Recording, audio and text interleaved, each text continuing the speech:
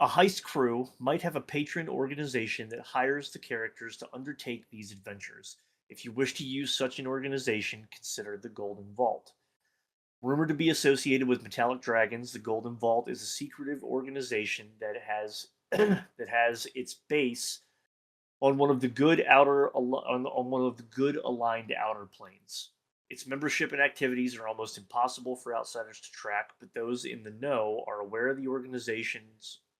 that the organization rights moral wrongs, supports virtuous underdogs, and handles delicate situations local authorities generally won't touch. The Golden Vault's motto reflects its primary motivation: do good no matter the cost. Missions from the Golden Vault are often illegal. They always support a just and moral cause. It goes on to talk about where they have operatives and all kinds of other extra shit. But you guys, now that this is the ninth level one shot.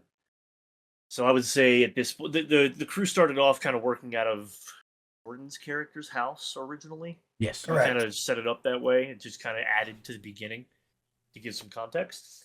I would say by this point, you guys probably have more of a community workspace as opposed to just being a house. You have like a building you all meet at for this now, Right. a hideout or a fortress, whatever you want to call it, right? Bastion. That's the word I'm looking for. Bastion. Bastard. We can I can set up the Chapico thing that I paid for, and we can build your all's bastion sometime if you want. And we can save that, and it can be set up however you all want to do it. It's really, really cool. Um, but basically, you guys are in your bastion, all kind of gathered in a community area. We'll say the food area, the kitchen, whatever you want to call it. There is a tube against the wall over top of a counter that generally, when you are being called on by the Golden Vault, they send the information through that tube. You don't know how the information gets there. It is magical in some way or another, but the information always comes out of the tube when you're needed. While you guys are sitting here bullshitting, you hear a pop, and out from the end of the tube pops a small key, which you all would recognize as being a key to a chest that you all have. And when you open it, generally you get your mission from that. So that is on the counter nearby.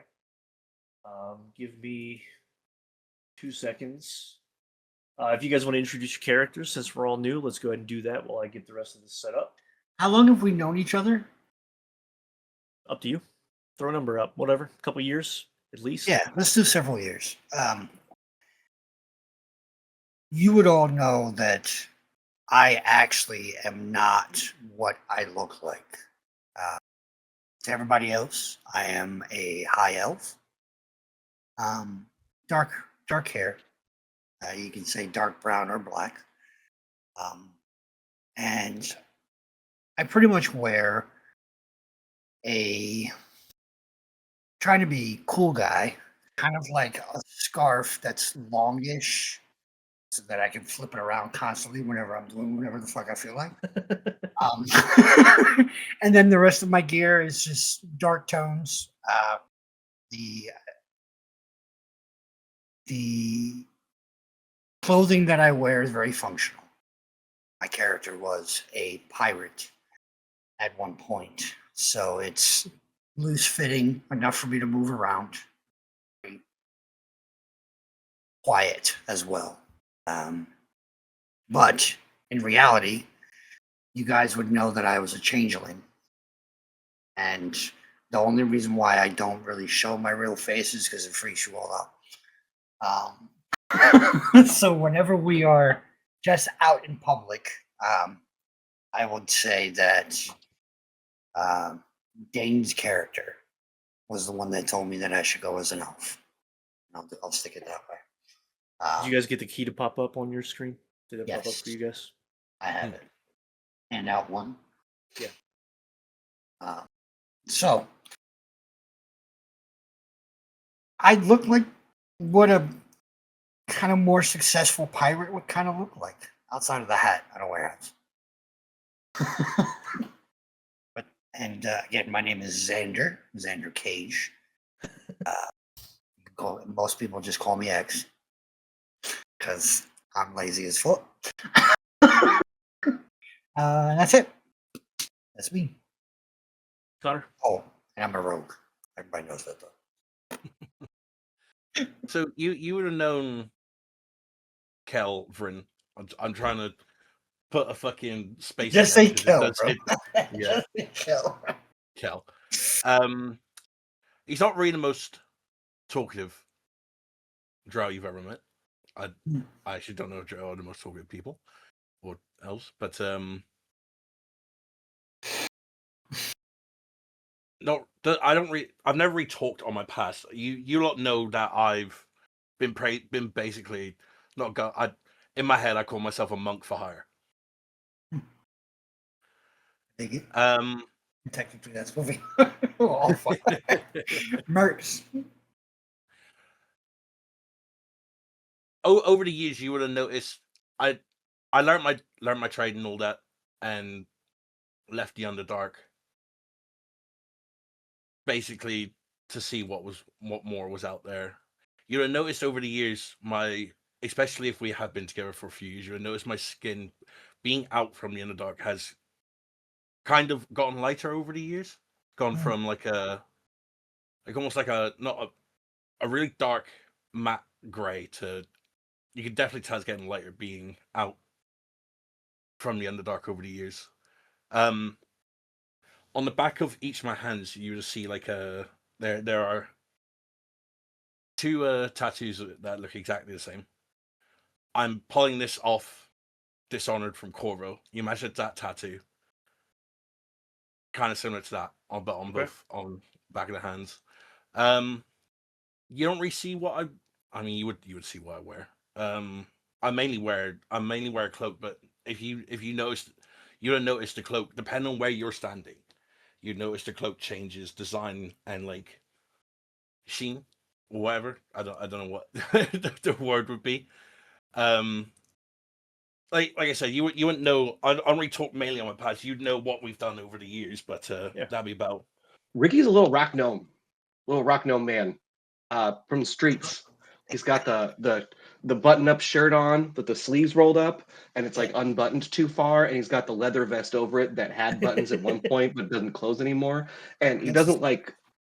He's got like little pants on, but they're like high waters for a gnome. They're tiny. Just he's wearing booty shorts for everybody else. No. They're like think of like little capris, but on a gnome capris, as some would call it. And he's always fidgeting with something. And he's just got a deck of cards out, and he's doing all this stuff. His hands are too small for the cards, but somehow the cards don't fall out of his hands, and he's doing all the shuffles and the cardistry stuff coming out, and this, that, and the other. And I didn't roll this yet. I'm going to roll it right now, just so you know, DJ. I have a portent of 4 and a portent of 5. I love portents. That's my jam, baby.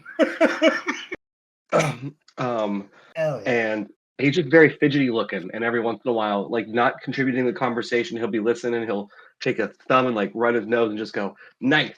And then go back to fidgeting with the card. That's it. That's this whole thing. Very shifty looking whiz biz going on. Always making an ace of spades pop up at the top of the deck for some reason. That's Ricky. Okay. Wizard, right? I'm assuming. Yeah, Div Wiz. Okay. Yeah. It's Pan. You made Pan, but a small man. Kra, a pronounced and ambitious gold dragonborn, was born in the heart of a small village nestled near a tremendous mountain range. From an early age, the echoes of ancient tales about draconic ancestry and the power that came from its fascinated Kra.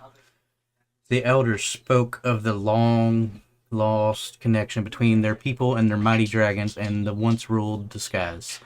As Kra grew older, a dominant power within him began to manifest. One day, during an emotional outburst, flames erupted from Kra's surprising both the Dragonborn and the village.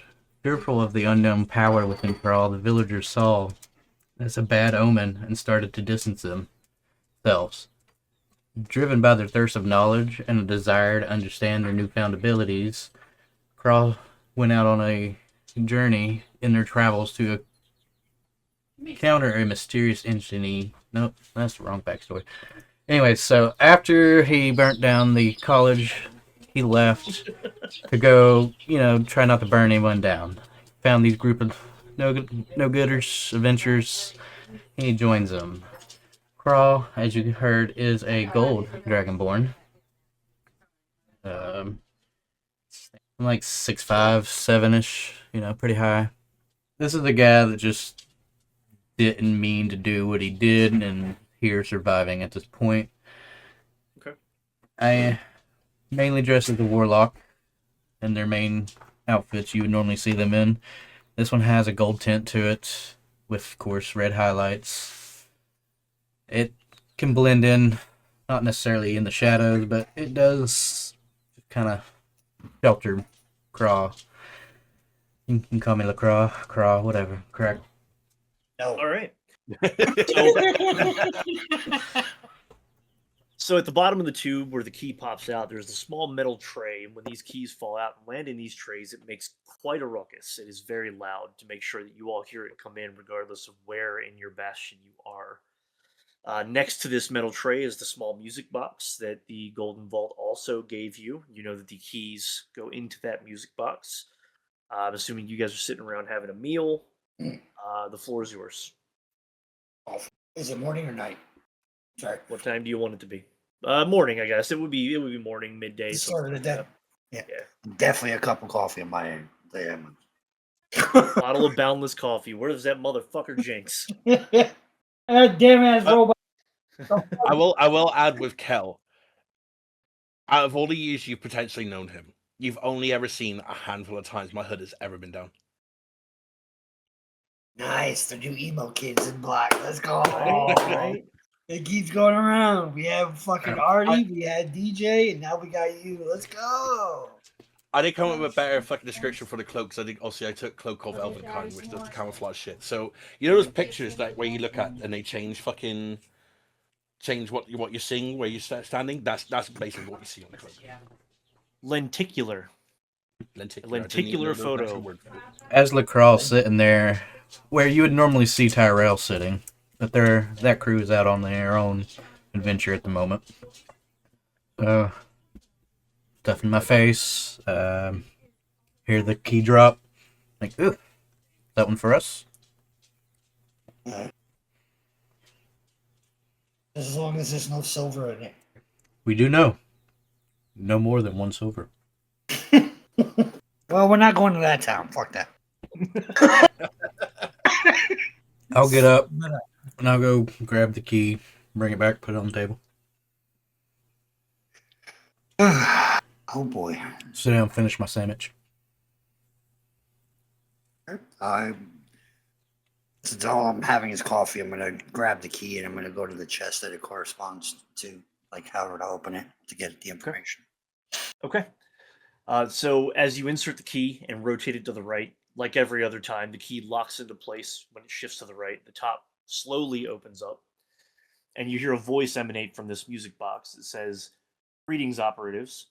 The Golden Vault needs you to obtain the true names of 3 powerful denizens of the lower planes: the Pit Fiend Carnaros, Balor Urtok, and the Merilith Hexalenth. Their true names are known to an outlaw called the Stranger, who is being transported to Mechanus on an interplanar train called the Concordant Express. This quest, should you choose to undertake it, requires you to board the train, locate the Stranger, acquire the true names from them. Expect to be contacted shortly by a quadrone named Glitch, a former train operative who now works for us. Good luck, operatives." The key unlocks from its rotated position, shifts back vertically, and vanishes from existence as the box closes on its own. As soon as that box latches, there's a knock on the door. Right on time. This shit's still freaky as ever. I know, man. No, I'll go to the door. I'll open it. Okay.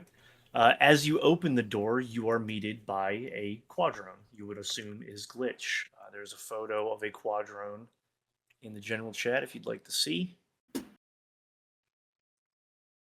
Oh, I was expecting something a lot nicer looking than that creature. Oh no, So it's creepy. quadrones quadrones are from Mechanus, which is an outer plane. It's a neutral plane, neutral lawful, I think. Their race is from there. Anytime you hear drone at the end, like a monodrone, a duodrone, a tridrone, quadradrone, I think there's a pentadrone. They're all creatures from Mechanus, which is where this train is headed to. As soon as the door opens, this small little box-shaped creature looks up at you. It doesn't so much look up as the whole body tilts back because the face and mouth are kind of mounted on the front of it. And it says, hello. Yes, good, finally. Friends looking to catch the stranger who's already been caught. Here, take this map. And he just shoves this paper into your hands. It shows the train cars. Here are your tickets. And he slaps tickets into your hand too. And a pen to write down some names. And he puts the pen down. It doesn't have a cap on it. And he accidentally kind of stabs you in the palm a little bit. Motherfucker. Not enough to do damage, but... Right, but enough to be like, what? Yeah. And he goes, not ordinary names, secret names. I'm Glitch, by the way. Hey, Glitch. You want to come in? He starts waddling forward on his little weird articulated legs. Regardless if you move out of the way or not, he's just walking in toward the door. Oh yeah, I'm getting out of the way. He already stabbed me with the fucking pen. Like I'm like, no, he's gonna step on me. I don't want that. It's I mean, just like he's the little. Right. it's just like alpha development on Jinx or something. Maybe. So walking in, having given you this map, he would tell you that, like most trains, it's set up the way most trains would be set up. The engine cars in the front, the cabooses in the back. He can't guarantee the order is correct, but he believes it's pretty accurate as far as the rest of the cars on the map. Yeah, so he comes in and he sits down and he kind of looks around expectantly at you all, not really seeming to understand why he was invited in. Is that it? You want to come with? Why I have... Do you know where to go? The train. You gave us a map. You want to come with? Do you know how to get to the train? No, No. I have to come with then. All right. So come hang out. Okay, and he gets up and starts walking toward the door. Oh, I just look I didn't- around at everyone Alright. saying, "Just I guess we're going." Time to go. Yeah, he walks straight out. You all catch him easily. He's not outrunning you, obviously. But he does take you all through town. Town we decide to be in here. And you end up walking for a good 40 minutes, probably. Getting pretty far outside of town as he leads you to this really, really large open field. What's the weather like outside? Is it sunny? Yeah, it's a nice day. Yeah, I'm 100%. I'm pulling my hood further down. I'm not going to make you do the disadvantage in daylight thing, by the way. I don't. Oh, I you're don't do not? that with Oh, ground. okay. I don't do that with. I'm ground, so. still gonna play it like I have that though. That's fine. You can be sensitive to it, but I'm not going to make Yeah, you yeah. roll at disadvantage. is all I'm saying. I'm at least very much squinting as we're walking. Like, So as Come on, you Walden. all, hold my hand. Yeah, to be fair, I wasn't expecting it to be much of an issue once we're on the train anyway. Like, no, That's kind of hard. Anyway, go ahead. unless you go outside the train, but that's True. your choice. So you all get here and you're in the middle of a fucking field. I mean, grass is like waist high. You can barely even see Ricky. He's just covered by grass. You can't see this guy at all you can see is the grass moving around while he tries to like push through. Looks like one of those little dogs springing up above every once in a while.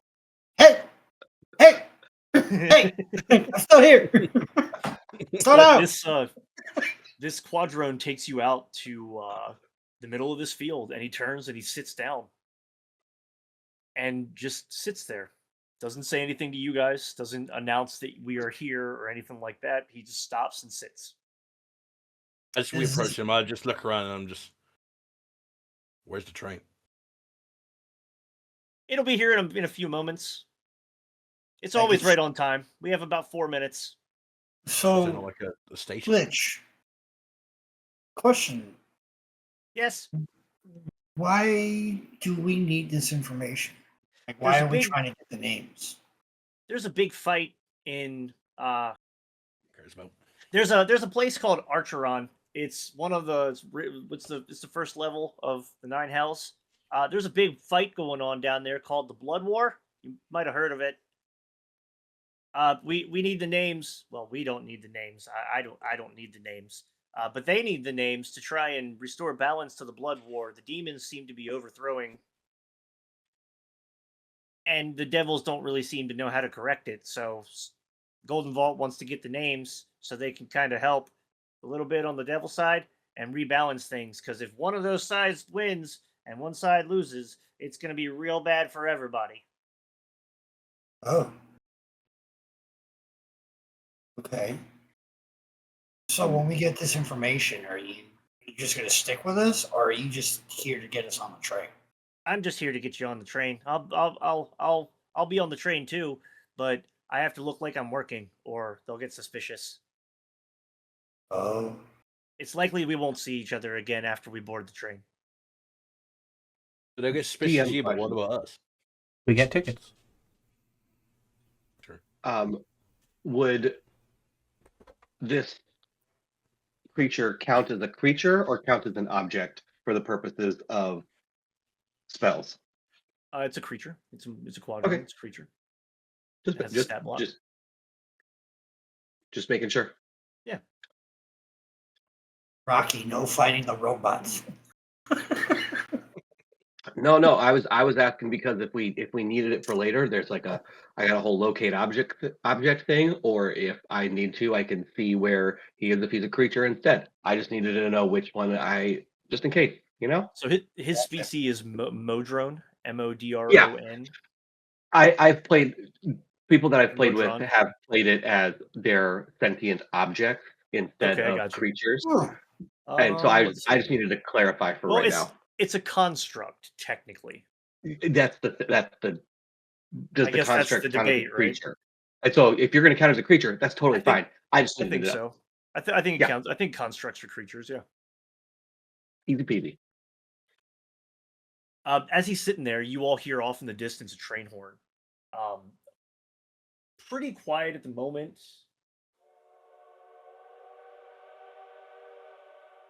so You all look up, and in the distance, you do in fact see a train coming.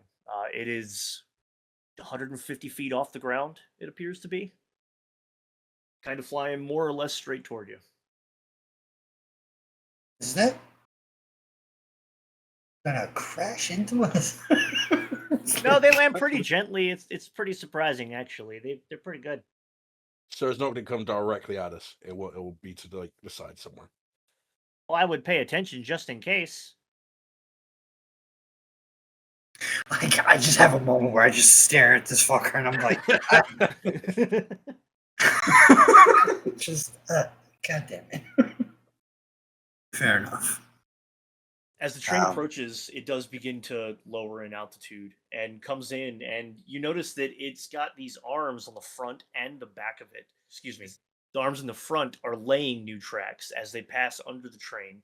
The arms in the back are picking them up and kind of sliding them into a slot in the bottom of the train. It looks like it probably automatically passes them back to the front. So it's just this constant like track, like a skid loader kind of a deal, right? It comes down. It comes to a gentle stop. You are even with the caboose. There doesn't appear to be another way on the train. There are 7 cars, actually. There's 7 cars. Typical engine in the front, as you would expect, and caboose in the rear. There does not appear to be a car that has a circular shape to it from where you can tell. So that is one thing that the map appears to have already gotten wrong. Yeah. Do you have any questions about the configuration of the train, or what you're seeing on the map versus what you're seeing in front of you? See nothing on Uh, the map. What? I see nothing on the map. Check No, your no, journal. he's talking about the journal map, not Okay, the physical map. Yeah, the Understood. player map that you were given by the Quadroom. It's in your journals. That one. Okay, Did blue one. Did anyone Continue. else? Yeah, Did yep. anyone actually scout the train? I definitely would watch the train as it came by. Well, no, I'm asking Glitch if this was just basically a guess, or It's mostly a guess, but they changed configuration too. So even if it's this configuration this time, on the return trip, it might be completely different. Is that Sometimes for- cars even Right. changed in between planes. It's really interesting. like at the next stop in between planes, or it'll just change in mid. It'll change in mid-travel sometimes. It's really weird. You'll go through a plane, a wall of between planes, and when you come out the other side, they're in a different configuration. do we have to be wary of being in one of the carts when that happens? If it happens to that cart, No, you're fine if you're outside or in between or anything else. Don't fall off the train though. wasn't planning on to. Yeah, But yeah. nobody ever plans to, but it happens.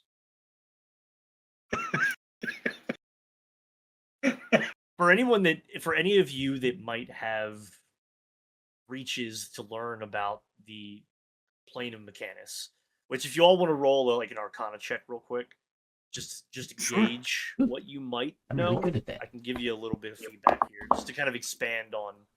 I'll Glitch a take any little. reason to roll dice. I don't. I don't retain that. I got a 23. natural 20 for a 29. I got Jesus 23. Christ. So Dane, Ricky 5. would know. 5. Okay, so And Ricky eight. and Kra would both know that generally speaking, among Modrons from Mechanus, they are typically led by pentadrones. Is that what it's called? Thing stupid. Yeah, Dane knows this pentadrones. as well. Pentadrones. Yep. Yeah, they're kind of like the top of the hierarchy, and everything below them are hive-minded, for lack of a better term. They're all part of the same system, basically, and they follow orders. And this guy seems to be very independent, based on what Ricky knows and based on what Kra knows about Modrons. He has a lot of individual thought. Seems to be a free thinker, which you know is not like them at all. I'm going to sidle up next to him. I don't think I'm much taller than he is. Just kind of get up close to him. Be like, what's your deal? Why are you doing all this? How are you doing all this? What do you mean? I mean, sneaking us onto a train, not following orders from your other Mechanist folks. Like, what's Oh, he carries that out way too long. It's weird. It's real awkward. I understand what you're saying. We I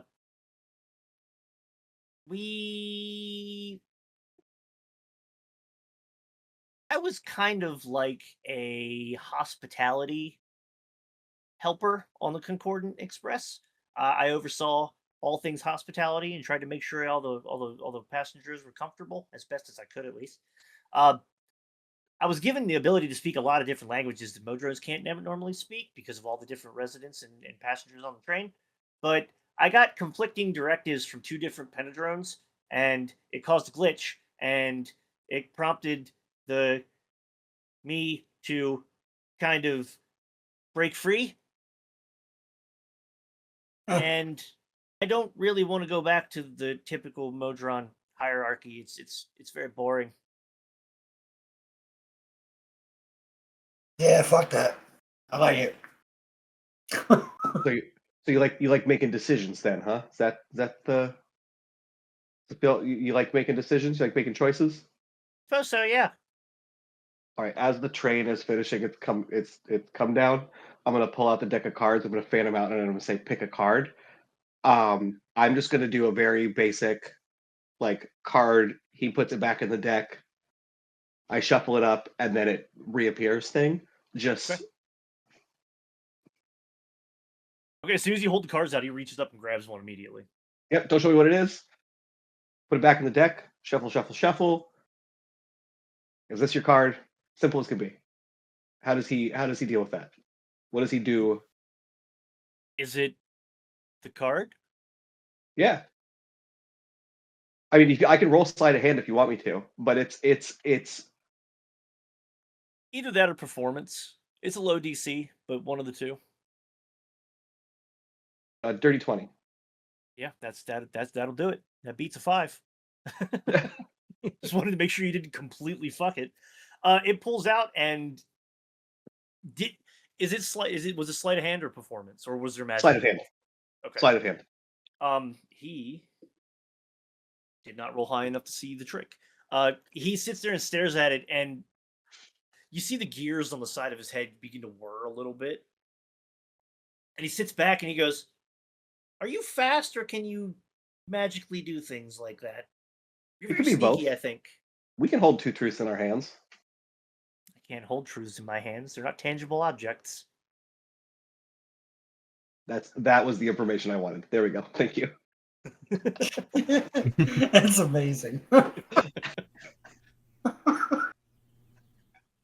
DJ was born to play a robot in every aspect that we can think of, because that's You know what I gotta glorious- do? You want to know what I gotta do? I gotta save the shit that's rattling around up here. That's all.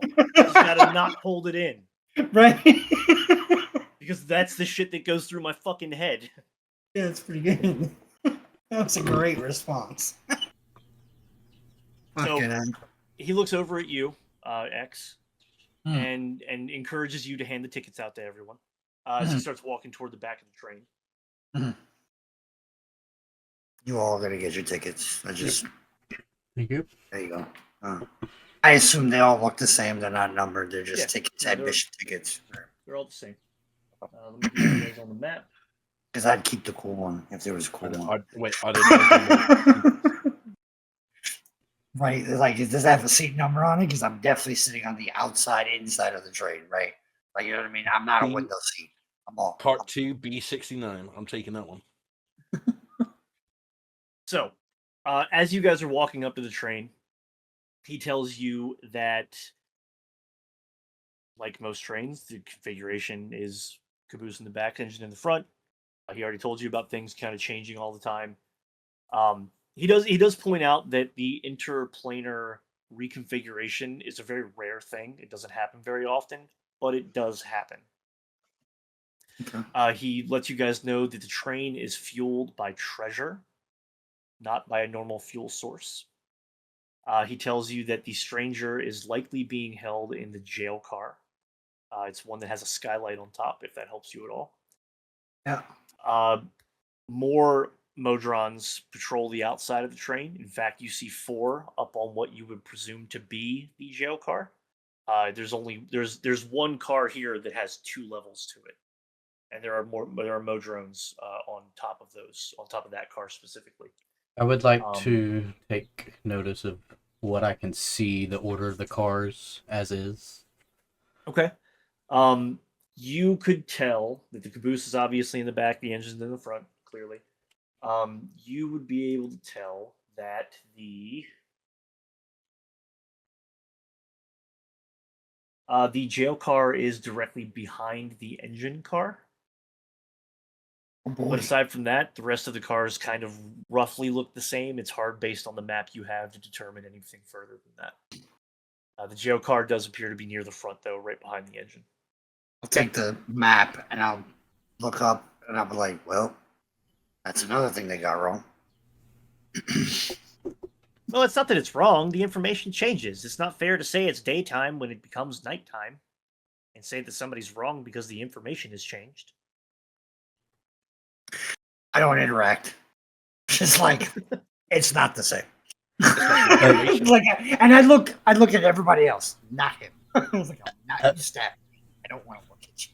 would have been a good idea to put that the carts change on the map of the train that we got, just so we knew what we're heading into. Well, I told you after I gave you the map that the cart's changed. Does the information require inscription into the map? I must not heard you. He would also let you all know that it has a teleportation ward. You cannot teleport into or out of the train. any car, any part, anytime. So like you couldn't like if you're running toward just scenario, you're running towards something, you can't like blink to that next car instead of going through the doors. Nope. Gotcha. Now you can do that within cars. Right, within the cart itself. But I'm saying like instead of being able to walk through the doors and all I that stuff, understand I what you're saying. can't just okay.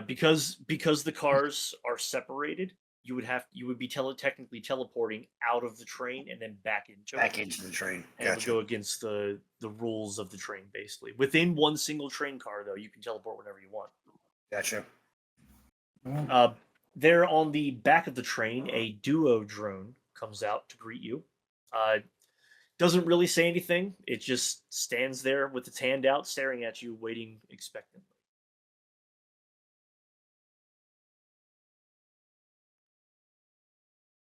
Do we, And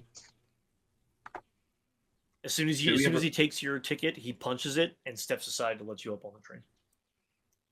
I get I'll on be the the train. last one to get on. Everybody else gets on first. Dane?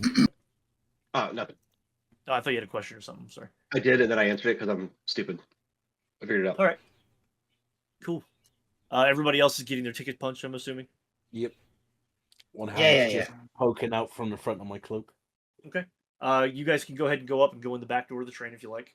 The duo drone goes in front of you. That is him standing in the middle of the car there.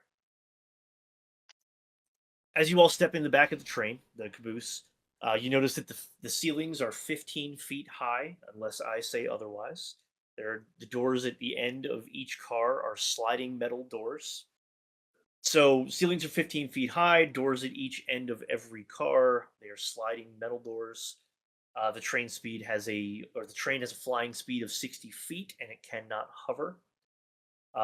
All cars are brightly lit by magical orbs embedded in the ceiling.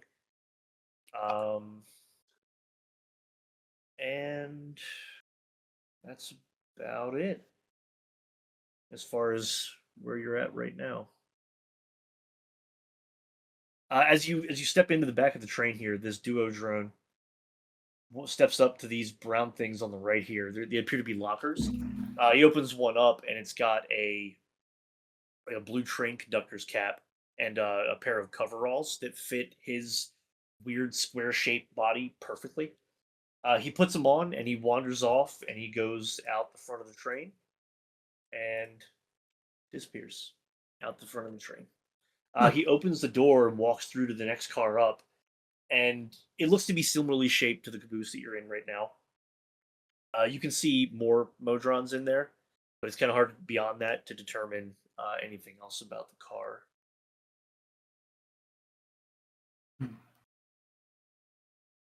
Okay. Is there anything hanging on the walls side of that locker? This one's pretty barren, actually. There's not really a whole lot going on here. There's just the lockers to the right. There's that small kind of alcove to the bottom right. I would And want to check the lockers and see if there's another uniform in there that I can just look at. there would be at least 2 more uniforms in there. Yep. Okay. I take good study of, the cut, the whatever, the material. Just I know that clothing at this point. Okay. Roll a perception check for me. Sure. Remember, you got the thing you can touch yourself. Oh, yeah, I do, don't Yes. Touching. That's You what don't I have to remind said. me. I? You said perception? Yes, sir. That is 19 plus 1 plus... That's 2. enough. Okay. As you reach in and kind of touch the fabric of the conductor's uniform and the hat and everything, out of the edge of your peripheral vision above the lockers, you see a panel on the wall shift a touch, and as you pull your hand back, it shifts back closed again. Well, I'm definitely going to push the button some more. See if it opens all the way. I need you to tell me specifically what you're doing. Okay. I back up. Then Mage Hand comes out.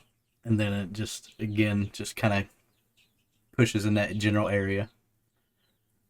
You're just touching the clothing again? Mage hand is, yes. Same basic thing happens. Push it in a little further, see if I can get that whole thing open fully. No significant change after that. I mean, it might move just a fraction of an inch, but no, it just cracks. I'm gonna like jump up on shoulders and like lean into the door that's opening and try to figure out if it's mechanically opening or magically opening. Okay. Are you like putting your eye up to the crack, or like, what are you doing? Yeah, but, well, I'm looking at a door. I want to know if the door is sliding open mechanically or if the door is opening magically or if it's a combination. I'm trying Okay. to determine if I need to look at this from a magical lens or from a tinker's lens. Roll an Arcana check for me. I'll use real dice. That's 16 total. You can tell based on how it moved and the noise it made that it's mechanical. There's no magic here.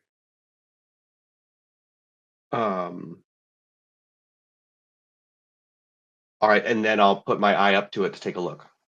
Okay. Roll either, I guess, like investigation, because you're intentionally trying to find something. Even He's though on you my know what you're shoulders, so he gets guidance. finding. Okay. And I'm going to be looking at something within 1 foot of me, and I'm going to deduce how. I can lean in a Trying to figure little out bit, how to so do you're not this. actually touching it. While wearing them, I get advantage on investigation checks made to examine something within that range. Did you say investigation or perception? I said investigation because you're intentionally trying to find or look for something. I look at perception as first- just picking up the world around you, right? Yeah. Investigation is something First- intentional. First one is a 27. Second one is a 23. So 27. Both of those are high enough to see a giant eyeball through that crack staring back at you. Appears attached to something mechanical. Hello. It's looking right at you. It sees you as well as you see it. Back up. Hello, my name is X. We'll talk later. And then I jump down. Mage hand disappears.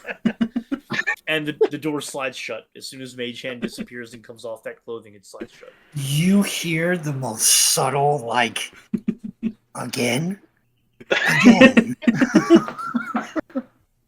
He's like, in the back of my mind, I was like, I'm going to become a gnome, and I'm going to say, my name is. Just go by Ricky and Rocky. That's what's going to fucking happen here in a minute.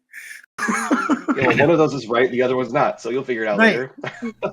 Well, no, I'm Alright. saying, like, I would become one, and then I'd be Rocky, you'd be Ricky. Just be just as annoying. And this is a door down here. This one. It is, yes.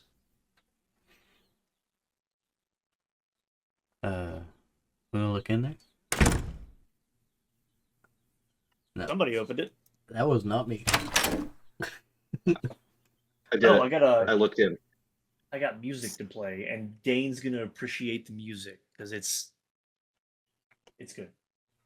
Because it's 'Cause good. it's good. I like it. Well done, sir. Why can't I ever play a character that doesn't just push buttons and put his shit in where it doesn't fucking belong? I mean, what I else? swear to God. Who do you think Jinx is, man? Like, you all It pop doesn't that matter door what- open. Go ahead. I was gonna say, it doesn't matter what kind of character it is. It's like I'm gonna get hit in the face by an explosion very, very early. I do not learn my lesson. I'm so sorry. It don't end up like Zanny, bro. Let's see. You said nothing in It's the always the pe- door. It's always Yeah, the people whose nothing. name starts with X. Nothing in there. You all did see a ladder leading up to the roof out back on the platform when you came in, but yeah, this little closet doesn't really have anything in it. A couple of the lockers had like a greasy blue uniform and a hat and stuff, but that's about all that's really in here.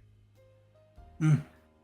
As you all sit here, kind of just taking in the space, out of the corner of your eye, you see a flash across the windows. and the sky goes from that normal material plane, blue and white clouds, to being like a crystal clear cerulean, deep, deep, deep blue. And outside, goddamn thing, I keep fucking losing the sheet. You all immediately feel a sense of peace kind of wash over you. As of right now, hey, you made it. As of right now, nobody can, because of the sense of peace that you are overcome with, nobody can. Damn. That boy not going to sleep, is he? You're good, bro. It's all good. None of you guys can attack or cast a spell that deals damage because of the sense of peace you were overcome by. You all have transferred from the material plane into the plane of Elysium. Nice. What are y'all doing? That's cool. Because there's nothing in that closet, I'm gonna go into the next car. If I can. I heard there was the greasy clothes. There are greasy clothes in the locker, the ones that the mage hand was fucking with earlier. Oh, I thought those were conductor clothes. Okay, never mind. I mean, it's a train uniform, not really wanna go conductor, back. I guess. I want to go back. As you all step from the caboose into the next car, you step through that break between the trains and look out, and you can see beautiful mountains with these like marble and gold palaces built all over the freaking place. Elysium's essentially like heaven, for lack of a better term, for anybody that doesn't know. It absolutely stunning in every direction. I mean, there's not a bad view from where you guys are, hundreds of feet in the air on this flying train. Let's see. Walking into this next room, clearly you see a bunch of eyeballs looking at you. 10 spherical Modrons are lined up against the wall opposite a podium, behind of which is a chalkboard covered with mathematical equations. Next to the podium stands a boxy Modron wearing a wizard's cap. It taps the podium with a brass wand to get your attention. Well met, it says in common. I am the math wizard, captain of calculus, admiral of abaci, unifier of units. Welcome to my sanctum numerum, where any problem can be solved. I beseech thee, travelers, what numerical enigmas plague thee? Answer to the universe. Every single eye in here turns and looks at all of you. Jay, your character. Okay, cool. So I'll give you the chance to introduce yourself. I would say Jay Konzin. Is that how you pronounce the name? Konzin? Yeah. Yeah. Yeah. Having come in the back of the train just like these other guys did, the caboose landed near you. You got on the train. You were met by a small Modron, a cube-shaped Modron, named Glitch, that escorted you to a field where a train came down and landed, and you boarded. You boarded through the caboose just like these guys did. You examined it just like these guys did. Given your class, your background, you got into this room, and the mechanical nature of everything in here has just fascinated you. So you're kind of chilling in the corner, just watching. If you want to introduce your character to the rest of the guys and describe what they see standing in the corner, I would appreciate it. Hey, you guys see me he kind of just wanders in, slowly, just looking around. He doesn't really seem to notice any of you guys yet. He's more interested in the inner workings of everything and how the Modrum are functioning together, and kind of like poking and prodding at walls and wires, and finally he like kind of looks at you guys astonished. Bob. Hello. I thought I was only one here, other than this is my own heaven. To be surrounded by all of this machination is absolutely amazing, is it not? I thought... I'm sorry, where exactly are we? Because in my personal heaven, there is nobody else. I don't like people. So these must be hell. If there are other people here, I am Conson. Who are you? I'm Xander. Nice to meet you, person who doesn't like other people. And to most people, he's himself. If there's one is- theme Jordan's This is characters truly have, our only hells. This is truly our own hell. Yes. Yeah, trapped At in the a moment, tube. with all these eyes staring. Yeah. We're trapped in a tube. Somebody can get sick. We're all sick. It's terrible. I hate trains. I don't like talking to people. This is what. Excuse me. This is what makes me sick. everybody make an intelligence check for me real quick. Good. Just flat intel. Yeah. Oh, The fuck is my thing?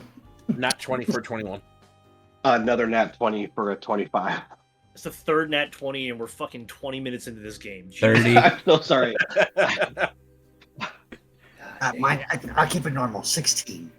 I got you. 30. That's abnormal. You got double digits, bro. Yeah, that is abnormal for you. Yo, That's a lot of mama. Bro, You mind fuck your my damn mama. I'm not Fuck talking my about mama. you. I'm talking about Connor. Oh. Mama, bro. Always gotta say some shit. I wasn't wrong. You're not. This is Fuck just. you This is anyway. just a. This is just a. It's not a saving throw, right? No, it's just an intel check. That would be. That would be a 6. Okay. So Rolled a everyone 2 on in- that shit. I'm dumbfounded right now. I'm Damn. fucking. I'm glitching right now. Given your character's class too, I'm a little fucked up. Yeah. That's why I was like, everyone in the saving room- throw? If it's a saving throw, it's a 10. Still probably. I mean, that's high enough to succeed, but it's not a saving throw. So everyone in the room except for Konzen looks at all the circular-shaped Modrons on the wall and can see that they're kind of set up like an abacus, more or less. Huh. And the square-shaped guy is looking at you all expectantly, kind of gently tapping his brass rod on the podium in front of you. The chalkboard behind him is just a spaghetti bowl full of fucking math equations. Can I look at the equations and try to beautiful mind solve it real quick? Like, I understand there's math on the thing, there's an abacus on the wall, they're looking for an answer, there's a problem up on the board. I'm a smart kind of fella. Yeah, you can do that. Roll an Arcana check for me. 42. It would take you about 10 minutes or so to really establish. Oh yeah, that's okay, because the Lord giveth and the Lord taketh away. That is a total of 10 with my +9 Arcana. Oh, wow. Damn. He used all of his 20s at the beginning. It's over. I would say that given your character and the stats that you have, you look at it, but you're distracted by that brass tapping on the podium behind you. You just can't focus on it well enough to really be able to get anything out of it. I'll look at him and I'll say, well, if you're looking for a mathematical question, can you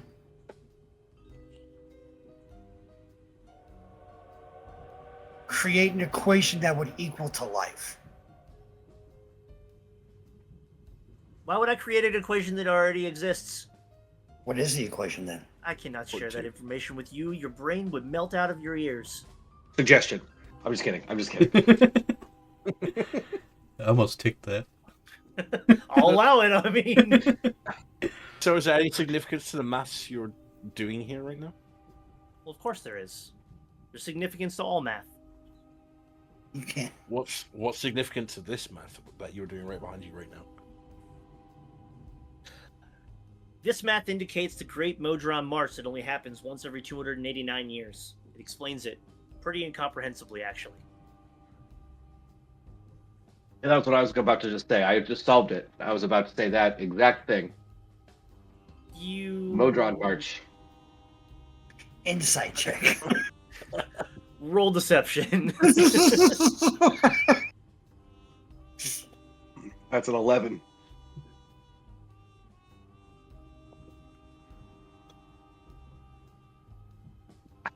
This motherfucker's gonna have like a +10 to everything. Fucking math. Like, no. Modrons are surprisingly flat stat wise. Really? He believes you. He Just goes, math.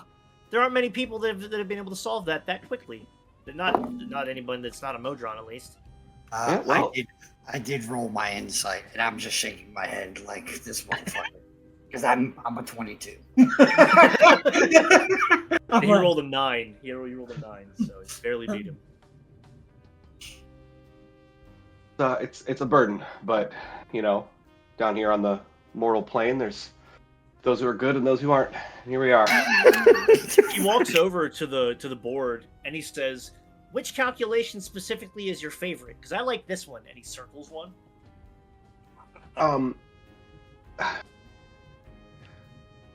So with the natural one, I like the numbers and the letters and the squiggles don't even look like math to me.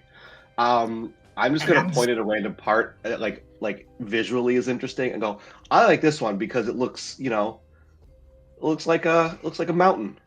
Yeah, that's one of the more complex sections. That's actually 6 different mathematical equations kind of combined into one. What answer did you get for that? It's not about the answers to the individual part, it's about the answer to the whole. And the whole does explain the march of the Modrons. And really, that's the biggest thing here. Getting bogged down by the details is only going to slow us down in the long run. I need you to make a persuasion check for that, because you're clearly can I trying try to and- convince him to back off a little bit. Can I walk over and like see if I can solve what he's talking about? Absolutely. Roll a Arcana check for me. I'll walk up and That's just put my hand on fucking Ricky's shoulder, like, God The damn it. DC is high. The DC is very high. You get guidance. Yeah, I got a 24. 10. Oh, The DC is And- 25. I got a I 13. should have lied. A 13 for your Persuasion, persuasion. You beat him again. He goes, "Oh, all right then. No other queries for me while you're here? Nope. Are you This sure?" this is beyond me. This is beyond me. What's your favorite place in Pi? Are you asking which integer in the pi calculation is There my it is. favorite? Yes, yes, I am. The last one. Which is? 7. Oh, so they finally figured out the last one. Gotcha. We finally figured out the last one. God damn. I wish you could give DMs inspiration because this is just Yeah, I know he's nailing it. This is great, dude. upsetting. When he Upsetting. says that, when he says that, my eyes just go completely white. I mean, like pupils and everything, it's just solid white, and I just walk away. Does anybody else want to take a crack at the math problem on the board? Yeah, I'll come over and Hell doesn't even look at it. You just tried. You just You tried, missed Jake. by 1. I'll I'll tell you what. I'll give you a second roll because you were so damn close to it. I'll let you roll with everybody else too. Everybody roll an Arcana. God damn it. I'm Arcana. not hitting that. I'm not hitting this. I Got can't. it. I naturally can't. I physically can't hit this. I'm not going to bother. Yeah. Well, I'll roll. 20, But 23. I got one less. 5. I'm gonna stop rolling because at that rate, that's not good. No, 19. it's gonna get worse. Look, What am I doing? Arcana? Arcana. 15 plus 4 plus 8. 27? Yeah. Yeah. Mhm. With the 27, This motherfucker. You are the luckiest. you do manage to deduce the majority of the math problem. A few little parts of it are kind of what. I forgot I've got guidance. I could have guidance to myself to hit that Oh. one. Too late now. Shame you didn't. It is, yeah. Um, You could've so done it. with the 27, you you get the majority of the problem. There are a few odds and ends here and there that don't quite make sense to you, but for the most part, you get everything out of it. You also gain proficiency with any tool of your choice. As a result, you are inspired by solving this mysterious equation. And I had to roll a d8 to see what you got. Any tool of my choice. Any tool of your choice. And I'll even say that you find one in the caboose somewhere. Because that doesn't help you if you don't have the tool on you. So however you want to do that, take your time, whatever you want to do. Okay. The quadron seems to be back working again on the podium, scribbling out math problems, moving the abacus monodrons around, not really paying a lot of attention to you now. The exit is at the top, the northern end, if you would like to move to the next train. Cavalry wants to get out of here. I'd be more curious as to where this goes. The stairs. Does it go up or down? Just from seeing it. Stairs? I thought it goes up. It Yeah. goes up to his little podium thing, doesn't it? Yeah. Is that what that goes up to? Okay. Yeah, just because I up to his don't- little I- podium he's on, that's all. Gotcha. Okay. What is that in the corner? As you all step through the train car, the train seems to shift between planes again. This time going from Elysium to what some of you might know as Mount Celestia. That feeling of peace has kind of washed away with the plane shift. You guys feel like you could attack or cast a damage-dealing spell again. But here in Mount Celestia, good aligned creatures aboard the train gain the benefit of the Bless spell until the train leaves Mount Celestia. So, until told otherwise, you all have Bless. I know. What do you say? Well, Thank you. technically, I don't, unless you're negating the pirate thing. Because I have a bad reputation as a pirate. The Bless spell is you don't have the spell. Well, you can So still you're saying you can have a of bad good- reputation. Are you good aligned or are you evil aligned? I'm neutral. Okay, then you don't get it. Yeah. Yeah, I wouldn't get it. Everybody else though, you can add a D4 to any skill check or any attack roll or saving throw, if that does happen to come up while you were in Mount Celestia. Moving into the next train, seems to be a cargo car of some kind. Battered war machine rests at one end of this spacious car. Acid drips from a hose-like weapon mounted to the front of the vehicle, leaving a sizzling hole in the train car's floor. I start like sprinting to it to check it out. Okay. Like I just like blast past like I must see this. Oh, this is beautiful machinery. Look at this. This is absolutely fantastic. What the fuck am I looking at? I was about to ask you that question. Roll either Arcana or History. It'll give you a different We've answer. got 9 more minutes. We're gonna start getting ready for bed. Okay. I don't want to go to bed. There does. Well, go ahead and roll your roll. That is a 12 30 20. Tainted 20. 30-20. Okay. You would be able to tell that number one, this is a war machine. This is a weapon used in war. Clearly, it shoots acid out of the front in a cone pattern. It seems to be from the wastelands of Avernus, the first layer of the Nine Hells, where the Blood War is being waged, which was mentioned as to why you guys are here. Which I know I haven't given you the rundown because you joined in late. You guys were engaged by a group called the Golden Vault to try and find the true names of 3 denizens of the first layer of the Hells, of Avernus. I got those names. I can give them to you if you want. But the whole reason you are on the train is because one particular passenger, a prisoner in the jail cell, has those names. He knows them. There's a whole background to that character, but you're here to gather those names to try and rebalance the Blood War because the demons are winning. And the Golden Vault is trying to assist the Devils to rebalance the war. Because if one side wins, it's fucking over for everybody. So that is kind of the goal here. So I kind of like, I'll start muttering all of the history and lore of what this machine is to everybody else. Just kind of like trying to convey like this is absolutely beautiful piece of work.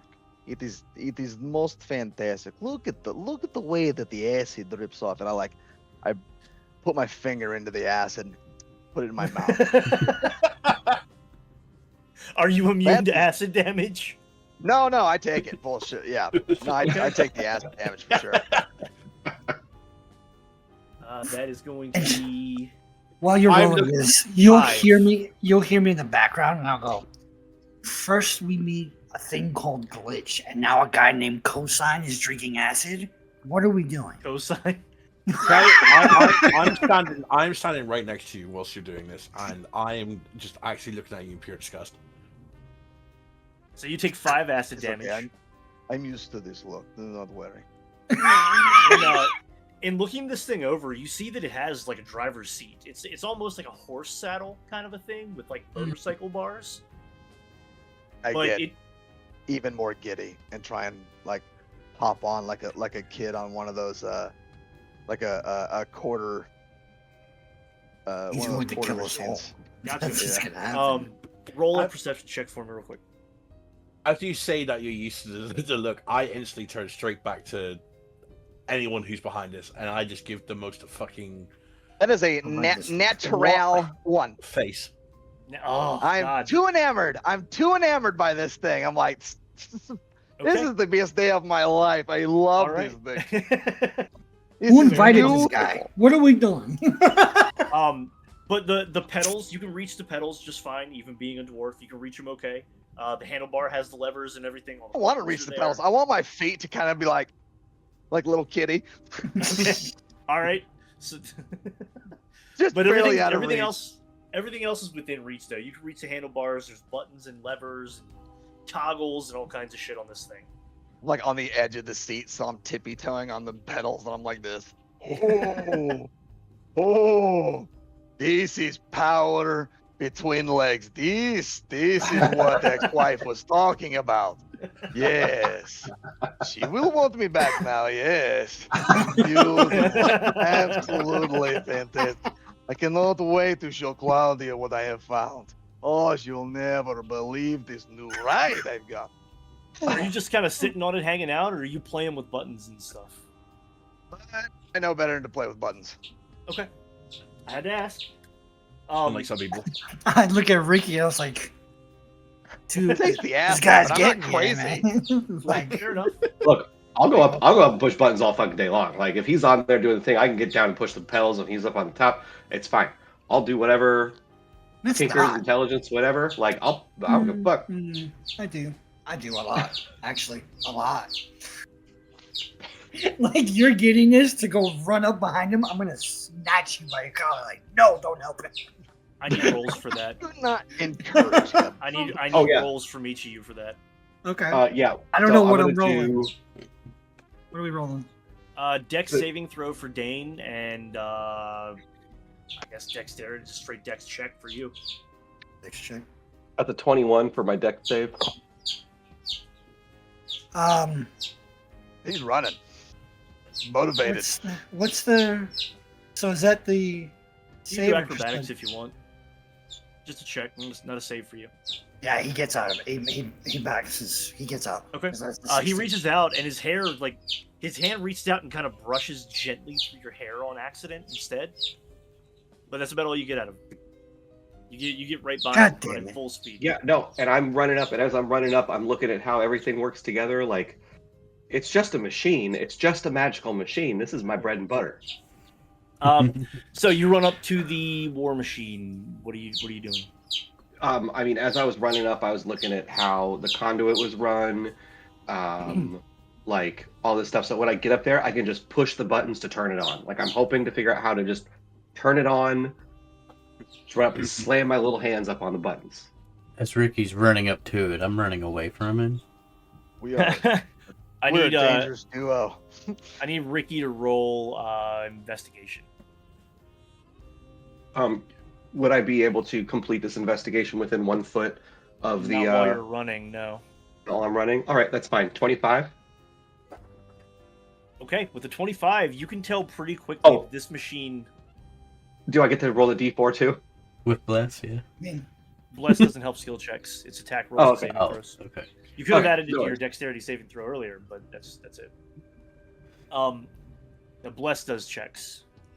You can tell pretty quickly running up on this thing that the main part of the machine doesn't appear to work. You can see like blown out sides and the insides are all mangled and messy, but it looks like the nozzle on the front is functional. Mm. So it won't drive or go anywhere, but it'll spray acid all day long. Okay, well, I'm not going to turn that on because while I am reckless, I feel like spraying the acid cannon toward where everybody else is standing is a bad idea. Probably, yeah. But use for later. I will, we'll keep that in mind for later for sure. But then also, I'll just say out loud, I think we could get her running again. She just ain't going to run right now.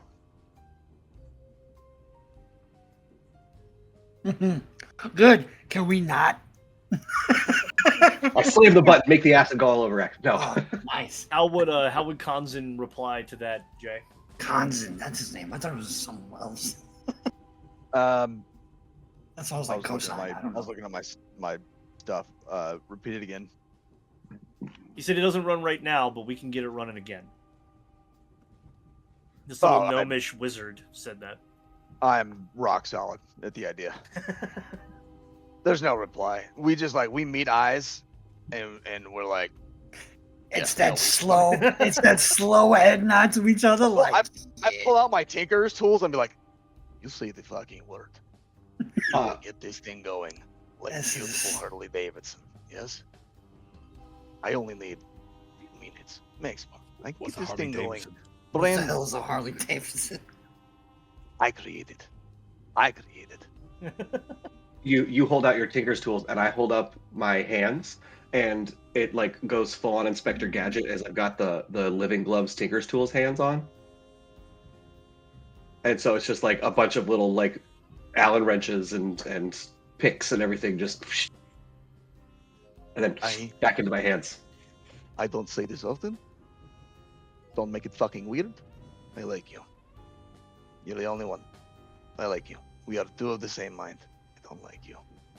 As you guys are having this conversation, Jordan, X, and Connor, your characters notice that the baggage in the room begins to shift a little bit, and all at once, 8 imps come flying up out of the luggage. Does anybody here speak Infernal? I do. I speak sign language. Those of you that speak Infernal hear one of the little imps come up out of the baggage and go, "I'm not going back to jail!" And he instantly flies over toward this thing, grabs the mechanism on the front, the hose, and slaps the fucking button. I need everybody to make a Nope. dexterity saving throw that is in front of the war machine. So that's I the think three it's- of us. Probably just Yeah, the three of pretty you, yeah. Can I snatch that little fucker up? There's 8 of them. I mean, whichever one. 8 of them didn't slap that button. Well, no, just one. I have to go be a dad for a little bit. So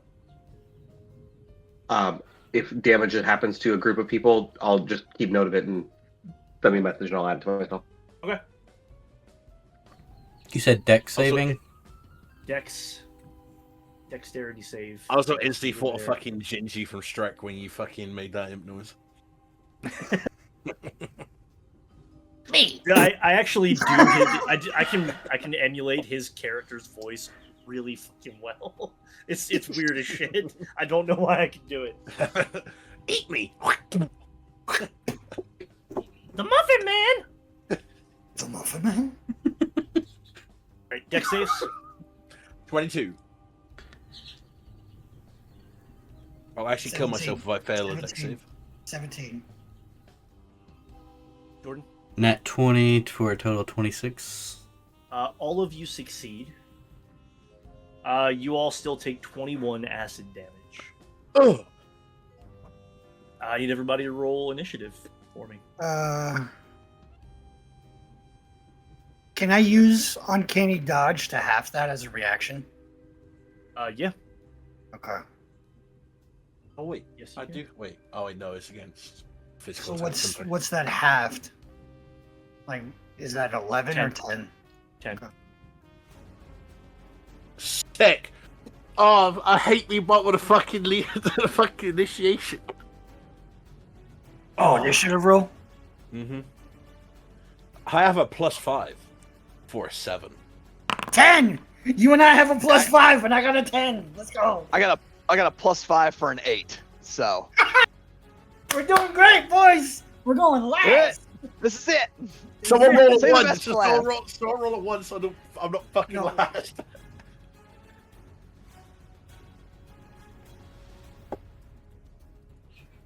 All right, Jordan. That is a dirty 20.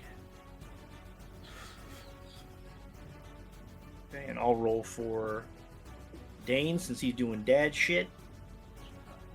18 plus stuff. I rolled really good for him. Good. Get all that good shit out now. You roll like shit.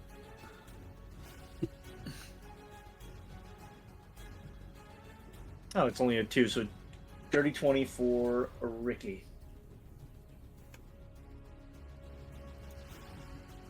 Participant 20.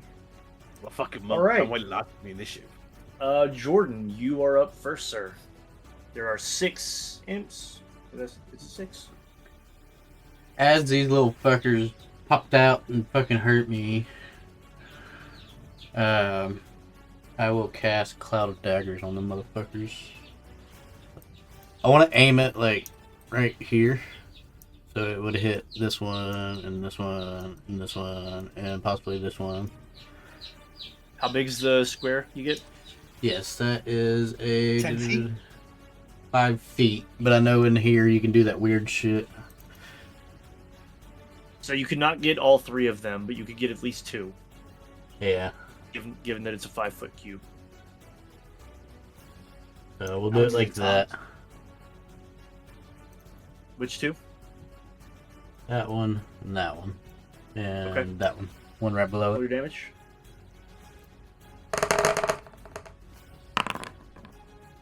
Nine. 9. Flashing.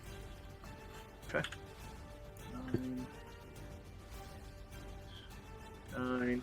So as this spell materializes, the wind kind of picks up in this closed off car. The to your right are 2 sliding doors that can open. With the wind blowing around, the doors start to rattle and they open up just a bit, and you can see between the 2 doors off to your right, there's a straight drop down into Mount Celestia. I mean, you guys are hundreds of a quarter mile in the air, 1,000 feet in the air. The blades that are summoned, fuck these guys up real bad. They're hanging on by a thread. All the bags underneath, too, though, are also cut up. I mean, there's like leather and cloth. It looks like somebody took a fucking chicken and blew it up. There's shit going everywhere. Is that your turn, or are you staying where you're at? That was my action. My bonus action is. I didn't mean to do that. Oh, I forgot to do that, I should say. Yep.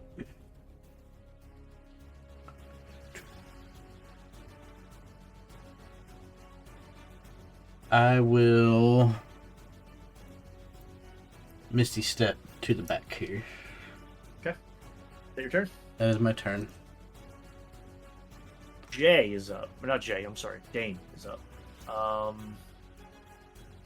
going to keep him right here.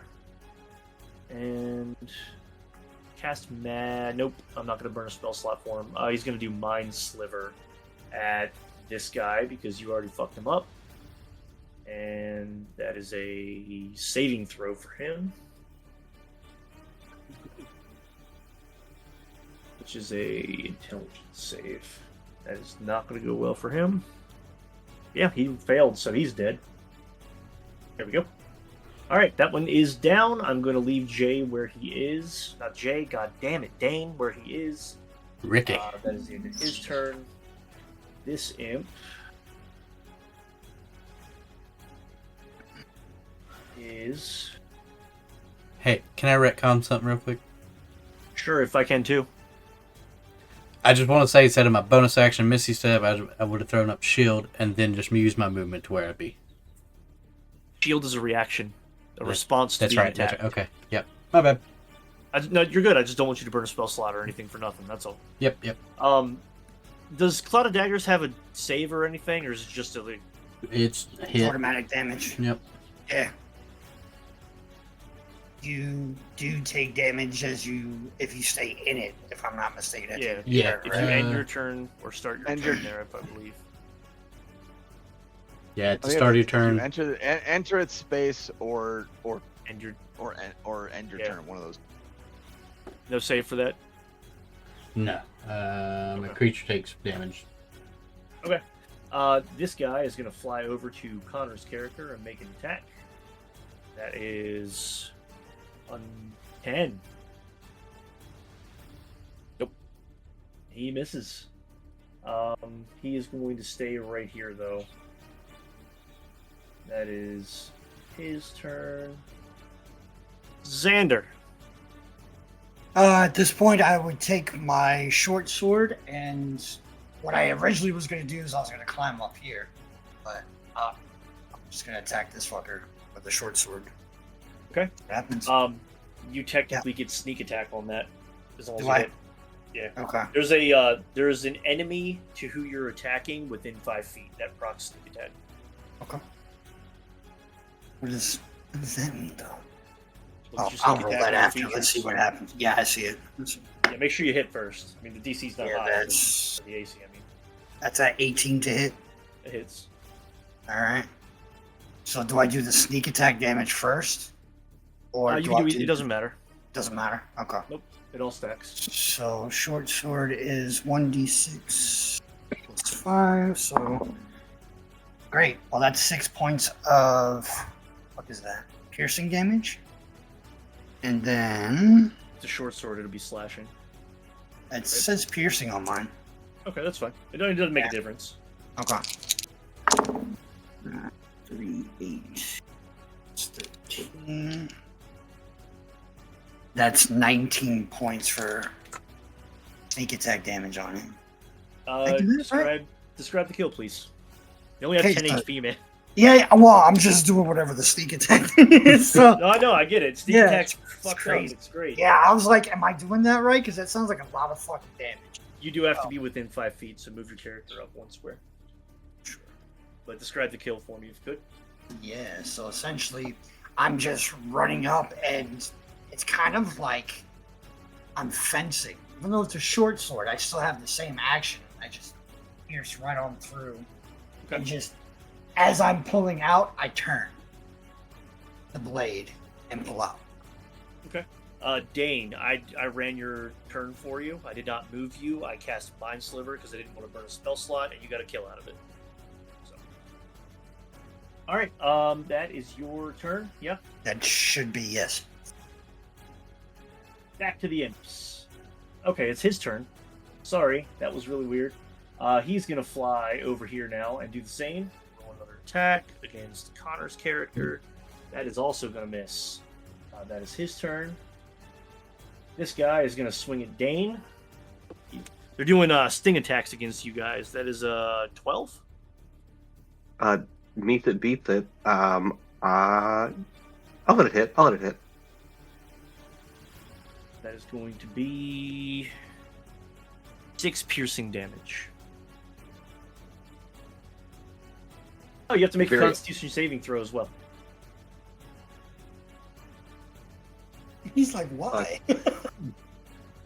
21. That is a 18 plus 3. success. But you still take 2 poison damage if you are not immune. That is his turn. Very dramatic about it and scream as if it were 10 times that amount of damage. Kanzan, you sir are up.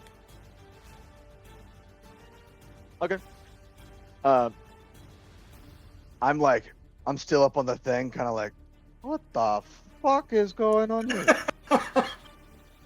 Oh So- no! What is this? I cannot. Imps, disgusting little creatures. And you watch like I throw my hand out, and as I do so, this giant gavel comes at, well, yeah, like a giant gavel looking thing comes, like, extends out of my hand Giant and squeaky slams hammer. down like a fly swatter on this imp here. You have a 10-foot range, or you have to move in? No, it's 10 feet. Okay. God damn. Reach out and touch somebody, bro.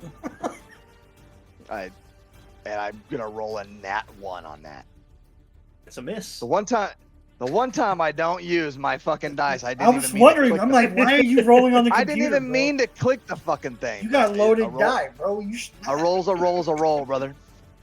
All right. Anyways, As you swing your hammer down, the imp flaps its wings and comes just out of range of the hammer for you, and then kind of flies back into where he was before. oh, you fucking sneaky little son of a bitch. And I take my other hand and slam it down again, trying to hit him again. That will be a 15 to hit. That hits. Thank God, you little son of a, you sneaky Next little time bitch. roll that your are- fucking loaded die, bro. And that'll be 8 plus, so that'll be 13 damage. Drive the kill. It just, like, as it comes down, and that's force damage. You see it just, like, squish, and the second it hits down, it meets down to the ground, it just, blood just squirts right out the fucking bottom of it. Gallagher watermelon goes- style. Yeah, Nice. exactly. Hell This yeah. Gallagher style. Hell All like skids all along the floor. Okay. And then I shake my hammer off like, ugh, fucking gross little imp blood. It's Disgusting gross. little creatures. That's great. And Sure. let me make sure I don't have a bonus action. I do, but I don't care to use it, so that'll end my turn. Connor. Fuck Yay. him. Kill. Holy shit, it made it to me. I need I'm going roll to it. attack the imp in front of me twice. Nat 20 on the first hit. That's a hit. He has 1 HP to stride the kill. I grab this fucker by the throat and head slam him into the fucking floor. Just DDT him. They're not big, are they? No, they're not very big. Foot or two tall. Like 2 feet tall, probably. Big No. bats. Disgusting little insects. Just Uh, discarding, just absolutely just discarding his body to the side, just fucking flinging it over there. So as you grab this thing and slam it into the ground, you hit with so much force that the chest collapses, and your hand kind of pushes down on the throat, and the head pops off. Almost like a dandelion in the summertime. Yeah, when you yeah. Put your thumb on it and flick them off. It does that. Last dandelion of the It season. flies over and it bounces off of the living imp, and it turns and looks at you, and anybody else that, that speaks Infernal hears this thing go, I said, I'm not Cut going out. back. I'm not going back. I got you. I got you. I would have added as well. You lot normally see my cloak kind of covering my whole body. I pulled both my arms out and it sends the cloak back, so it and it stays back for the fight, just as a flavor thing. But One, Let's go. the one that's in front of me, that's the one that was saying I'm not going back. Yeah. I'm just gonna be, I'm gonna be like, I have no intention of letting you go anywhere else. Do not worry. But I'm then going to run up to this other imp and use one focus point and use Flurry of Blows as a bonus action on this guy. So that's 2 more attacks. You monks are so great. This is great. I'm loving this. This is cool. And love that's a those. 22 for the That first. hit. I'm just going to roll damage on this because this thing might actually down this. Watch it be the one uh, with 500 health points. No, that's 9 damage. 9 damage. So it's not quite there. If this does still have 10 HP. Second attack, 15. That'll hit. Grab the kill. I just guaranteed kill. The straight kill. God. Hit it with the fucking Ryu, bro. So do you can. I run up to this thing and I literally it is just arm is clocked all the way back, and it's just bang, As you One strike this thing in punch. the chest, the wings kind of fold forward. It flies back and hits the fucking metal door that slides open. It hits it like it's a drum. I mean, imagine taking like a sheet pan for your oven and smacking it with something. It hits the door like that. Wings splat back and it just slides down the fucking door. That is the end of combat, gentlemen. I cannot stand them. They are disgusting little creatures. When they die, You their guys hear the bodies. train sounds in the background. Yeah, I do. Hey. There it is. I guess they really weren't going back. That's all I'll No. say. Is I'm They- like, with the sword, I'm just like, I dropped the I cloud of might- daggers. Why? They should have been more specific on where they were going back to. You guys didn't remember that you had blessed that entire fight. I Not that also you find needed it wild. I get 9 focus points, and I get them back Bless- per short rest. Bless don't help a fucking nat one, homie. It's true. Very true. You all heard the horn go there just a moment ago, and just a few moments later, you guys plane shift again. Train passes through another barrier between the planes. This time, you pass through into Pandemonium. Howling darkness surrounds the train. Creatures outside of the train are automatically deafened. Outside of the train, bright light becomes dim light becomes darkness. It is pitch black outside through the windows. Can we tell like that change of perception in auditory sense and stuff from the outside? I'm assuming You, like you can feel the we shift, went from like hearing the from the train, just like Yeah, I mean, I think that everyone can sense the planar shift, not just by so the doors on the right side are rattled open a little bit from the cloud of daggers, so you can kind of see out right there. There's not really any other doors here that are open, but through that crack, it went from daylight Mount Celestia to sheer black. And I would say there's probably a pressure difference. You could feel that physically, so you all definitely know this is happening. And there's always a train blast right before it happens too, if you haven't picked up on that. I'm going to suggest we take 15 minutes, rest up, before we go to the next car, because it's just getting weird. I mean, I'd say no to that. it's fine. And, of course, I'm going to search the imps' bodies, see if they had any treasure worth not going back for. Not a thing on any of them. I am going to ritually cast Detect Magic while we're here, just to see if anything in the luggage pops. So a couple bags appear to have magical pieces, but it appears to be the locking mechanisms. They appear to be locked magically. Outside of that, nothing really of note. This isn't one of those kinds of trains. I'm gonna pull out a lantern. I'm gonna spend a little bit of time. Like you see, my tools kind of come out, and I just start tinkering into the air, and you see these like cogs and gears and stuff start to turn, and it starts to manifest into this lantern, and I hold the lantern up. This is a lantern of revealing, and burns for 6 hours, shedding bright light in a 30-foot radius and dim light for an additional 30 feet. Invisible creatures and objects are visible as long as they're in the lantern's bright light. And you can take a utilize action to lower the hood, reducing the lantern's light to dim light. So basically, I'm going to hold the lantern up and see if there's anything invisible inside this car that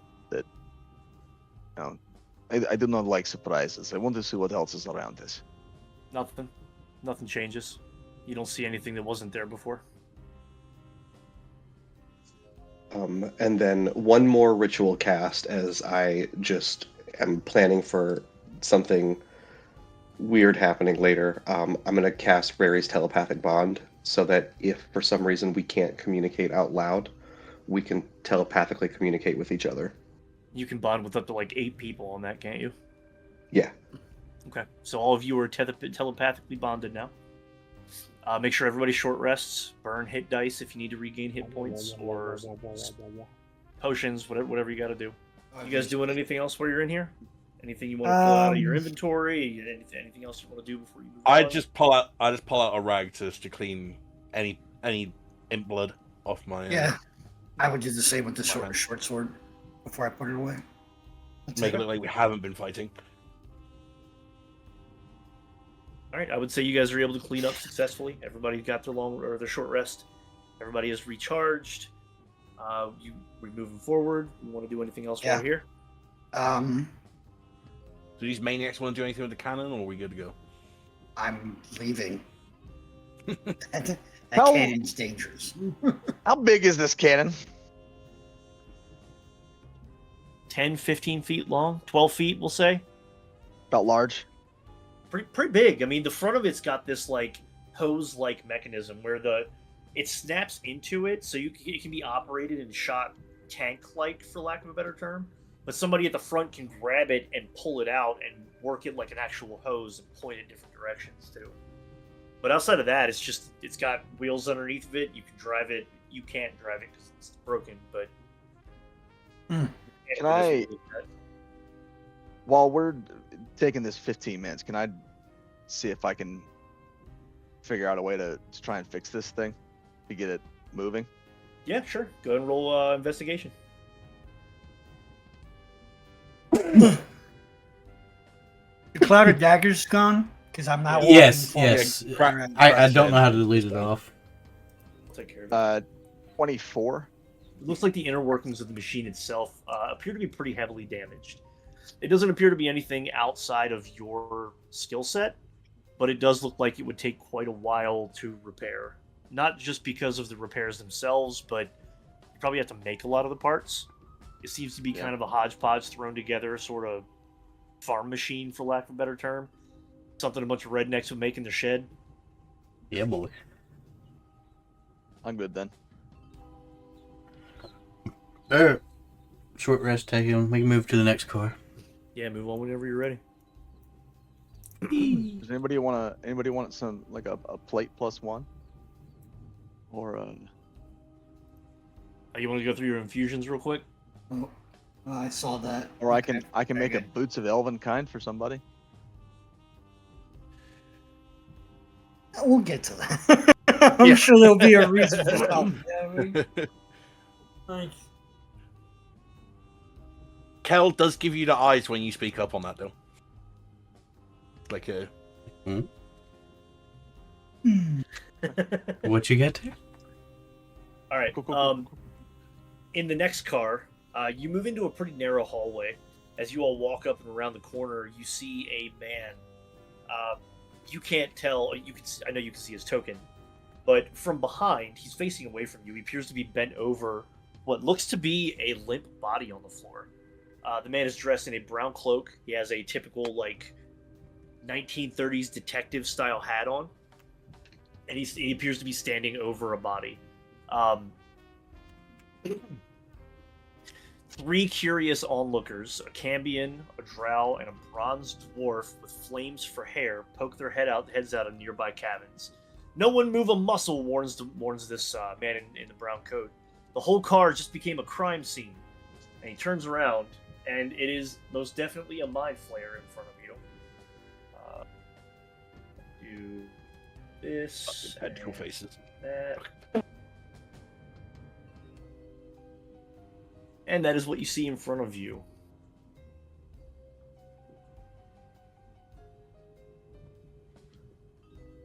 What are you guys doing? what happened? I'm gonna gag. Okay. The tentacles thing. All right. I'm just gonna be like, so.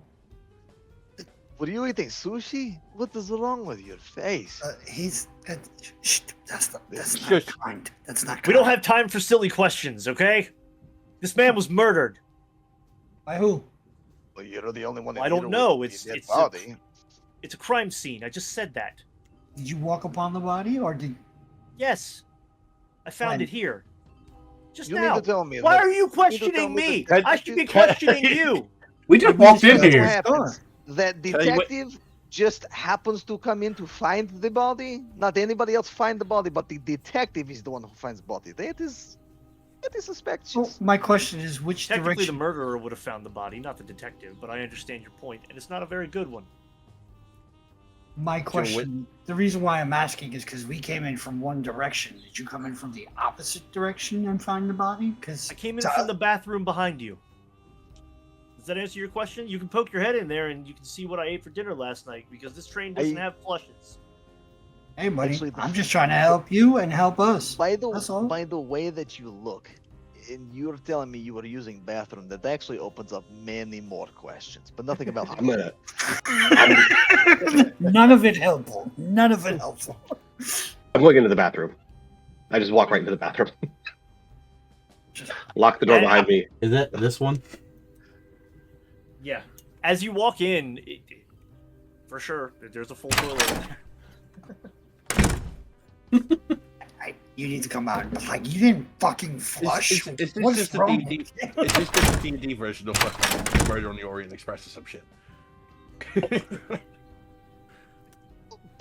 Perhaps testicles on your face are getting in the way of Tentacles. understanding Tentacles. what Tentacles. is wrong. I said what I said. Is getting in Those the are way. Look, balls. I have a charisma of 7. Okay. Well, I'm aware, but I'm going to fight you on this. I'm like, no. Perhaps I can help you. I can look at the body. Maybe fresh dwarf eyes are much better for doing any of the sort. And I hold my lantern up to kind of like see in the hallway as well. Okay. Nothing new pops up. He does seem to be looking at each one of you intently. He got real quiet for like suddenly. He doesn't appear as though he's like doing anything hostile toward you, but he is staring at each one of you intently. And after a few moments, he pauses and says, "Okay, it definitely wasn't any of you guys." And he turns back around and goes back to the body. He says, I "If you look want to back at help, him come like- up here." This guy thinks he can read minds or something. What the fucking freak, eh? He stands back up and turns back around and looks back at you. I need you to make a wisdom saving throw. That is I'm assuming probably a fucking, flat 12. That is a fail. He pushes deep into your mind with detect thoughts. What does he find there? Mostly like racy stuff. Of fucking course it would. But Of Instantly, course as it you would. see this But mind flare's He eyes also focus. finds there was like a short period of time where I was totally into tentacle stuff. I had a brief moment when I was younger, before I met Claudia.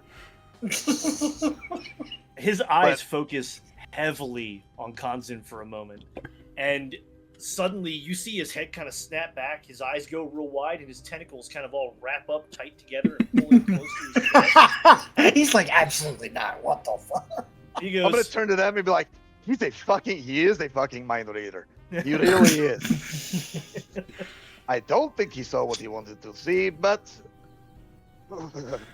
I can feel looks his over- tentacles in my brain. He looks over at whoever's in front and says, "Keep him the fuck away from me." Anybody else that wants to help can come up, though. Feel free. I welcome the assistance. I would walk up. I'm also I'd walk using up, that yeah. Not a lot of space, but While I'm in the bathroom, I've just been trying to stack as many prestidigitations to cause that whole room to be soiled and smell worse over and over and over, waiting for the moment to come out so that it just turns into a whole flood of smell and stink. I'm not in there shitting, but I'm really trying to overload so that if I feel like we need it, there's a distraction. Okay. So as you all walk up, if you guys would all like to roll investigation, feel free. He explains to you guys that he was in the bathroom when he heard someone in the hallway gasp, and then he heard what sounded like a body falling to the floor. He finished up his business, came rushing out as quickly as he could, and found the Aasimar like this in the middle of the hallway, dead. I rolled a Nobody 27. else was. What's that? I rolled a 27. Pretty high. Nobody else was in sight when he came around the corner. But he does tell you, and you all saw the 3 heads pop out of the 3 doors that were here. He does tell you that there are 3 other people here in this car. There is a Cambion, which is like a devil. There is a Drow, a woman, a female Drow. And there is an Azer, which is like a flame-haired dwarf, basically. What was everyone's investigation? 23. You say 3? 3. 23. Got it. 23. 11. Okay. Mine's useless. I'm not gonna go there. Okay. Anybody that would prefer can make an Arcana or a Medicine check instead. It's up to you guys. You can do those if they're better for you. But I'll do medicine check. okay, We'll just use the roll you already had, no? You just add the number. you can roll again. It's fine. Oh. Well, it was 1 better, so I mean, but I got a plus 4 on medicine, so 15. Okay. With a 15 Medicine check, you immediately can identify that this guy was killed with a magic missile spell. 3 separate missiles hit him in rapid succession and killed him instantly. With the investigation, you can tell that the attack did not, based on the position of the body, where the body was struck, it does not appear as though it came from the direction of the dwarf's room, which is the first room on the left as you're walking down the hall. The Drow is in the second room, and the Cambion's in the third room, from bottom to top. Gotcha. So it actually So- came from further ahead. Got it. Okay. It seems as though it came. So the guy's laying on his stomach, and when you flip him over, you see the shots across the chest and torso in the front. So he appeared to have, judging by the direction he was facing, the direction he was walking, it appears as though he was struck in the chest and fell forward. If he was next to the dwarf's room, it would have hit him from Would the have side. felt right. Right. Right. Yeah. That's what you all can kind of glean from this quick check that you all have here. With that, I feel I would relate to the Mind Flayer there, and be like, the trajectory and shit. Trying to use big words and I fucked it up. Yeah. Well, you don't have high intelligence. It's fine. No, yeah, I fuck do. up simple words too. It's Oh, fine. Yeah, I do. The Mind Flayer looks up at you guys, gives a weird side eye to Kanzan, and kind of pulls his tentacles over opposite from wherever he's standing at all times. If he's off to his right, the tentacles kind of shift over this way.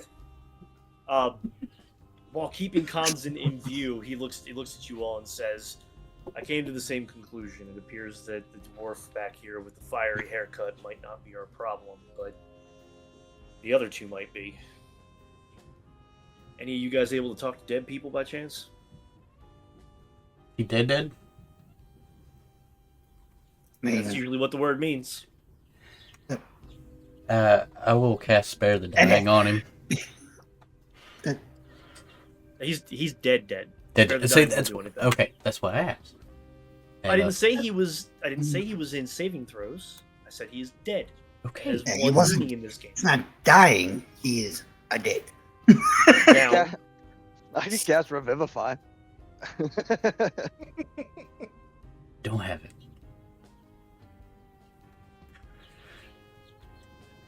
No, then I cannot speak to the dead. That's only if he died in the last 60 seconds. what are you guys doing?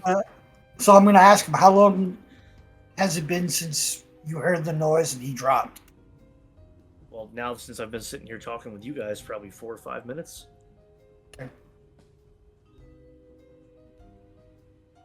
Did you hear any arguing before it happened? No, I was just taking a shit. I didn't really hear anything. The guy was walking and he went down. There was a gasp. I mean, he seemed to have saw whoever got him, but I don't know. I want to open the door right here. Let's see if I can. Oh, what in Talk the to him. hell are they doing in there? I don't know where you are, so I don't know which door you're talking about. Bottom door. Yeah, the bottom one door. with the dwarf. You just open it. You don't knock on it or anything. You just you Yep, think yeah, It looks like we. Yeah. It looks like we should have knocked, friend. yeah, probably. But I just opened it. Hey, did you hear anything out here? Hang on 1 second. Let me read something real quick. Wasn't ready for that.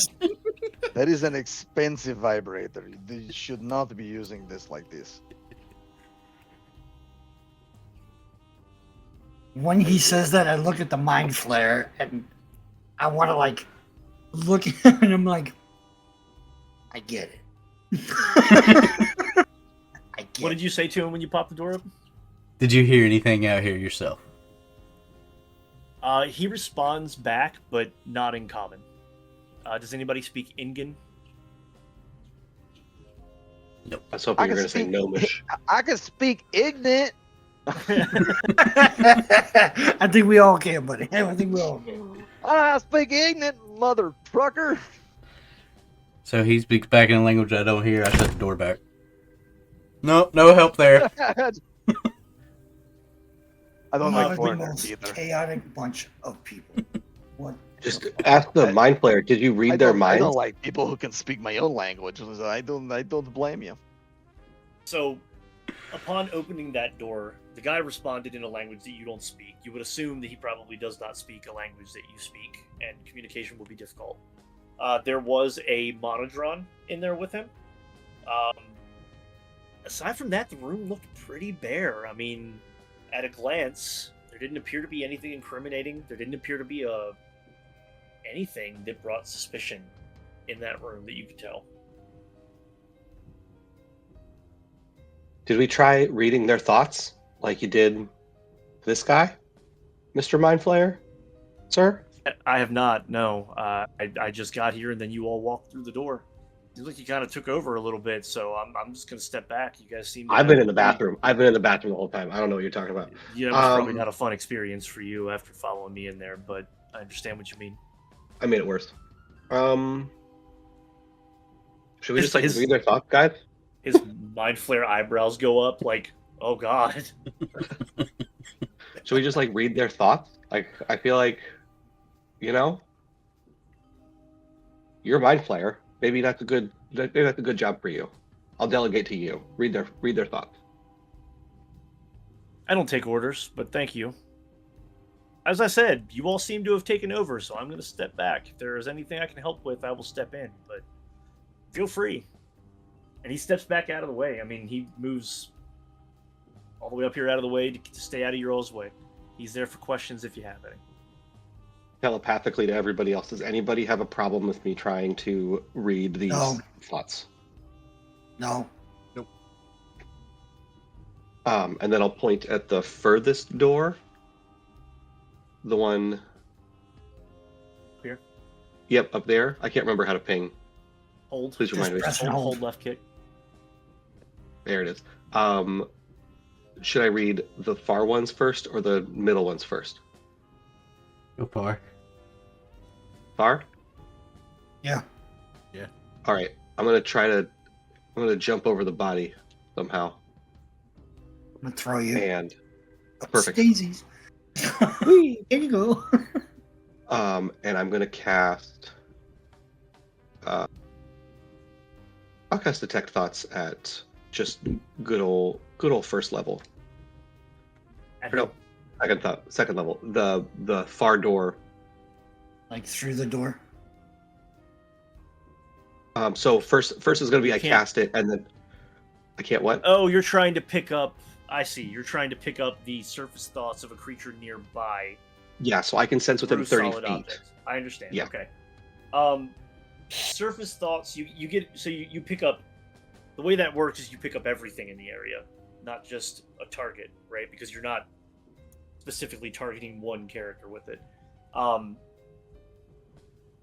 One of them, the thoughts seem to be more confused than anything, more of an urgency just to get where they want to go and be done with this mess and not wanting to be involved. The next one is relief.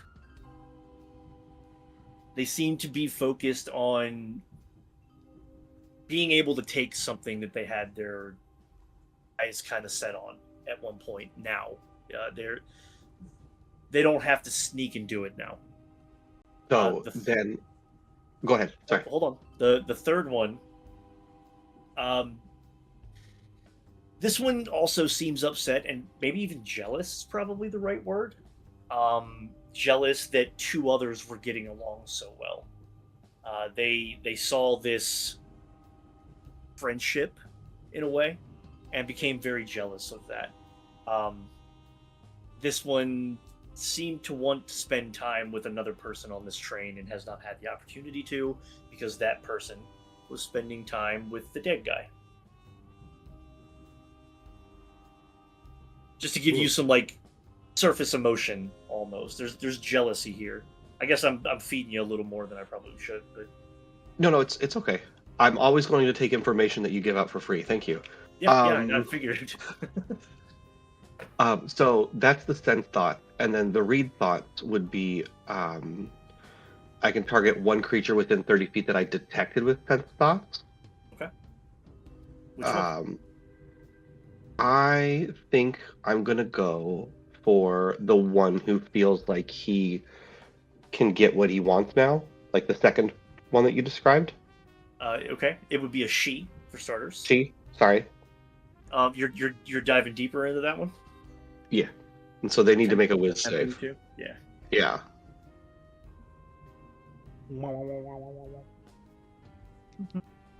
Dirty 20. dirty 20. I'm gonna change that. They rolled a 4. Okay. And you are deep diving for thoughts, yeah?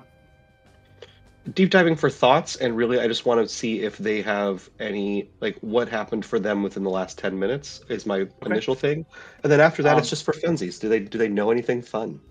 Okay. Any fun facts? So you are deep diving into the mind of the female drow. Her name is Ethlyn, Ethlynn, and she's thinking about how her roommate was just murdered. The guy staying in her cabin, at least. Maybe not roommate's probably the wrong word. But the guy staying in her cabin, this Quintus guy that's dead on the floor, the Aasimar. She does feel relief because she wanted some of the things that he owned. And now she didn't have to do anything to get them. Does she know how he was, like, does she, if it was her roommate, did she see him get murdered? She saw, you would be able to find in a successful detect thoughts casting that she watched him get up and leave the room.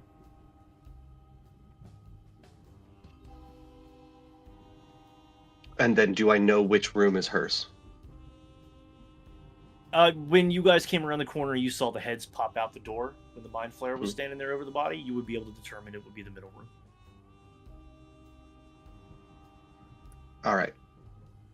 And then does she know any fun facts? Things that I can just, I'm already in here. I might as well learn something else. Something weird. Her entire mind beyond that is just focused on the Spider Queen. On Lolth. Fucking zealots. Okay. I'll back out and then let everybody else know. Middle room wasn't it. She's happy that it happened, but she's not the one who did it. So smart money's on door number 3. I'm gonna point at the far door. Explain that to me. I'll send a message over to the Mind Flayer, letting him know as well. I mean, he would have said it out, or you said it telepathically to us, right? Oh yeah, I'm tired of talking out loud. This is more of a logistical thing at this point. I think I'd go knock on that third door once I was told that. Okay. And then learning our lesson from the first one before that third door opens, I'm just going to cast Comprehend Languages real quick. Boom, touch myself. Okay. As you all approach the door, you knock, and the Cambion comes to the door. He pops it open and he looks at you all and goes, "What do you want?" So what happened? Did you hear anything? I have no idea. I was asleep in my room. Insight check. Yeah, I was going to do an insight check as well. Roll your insight.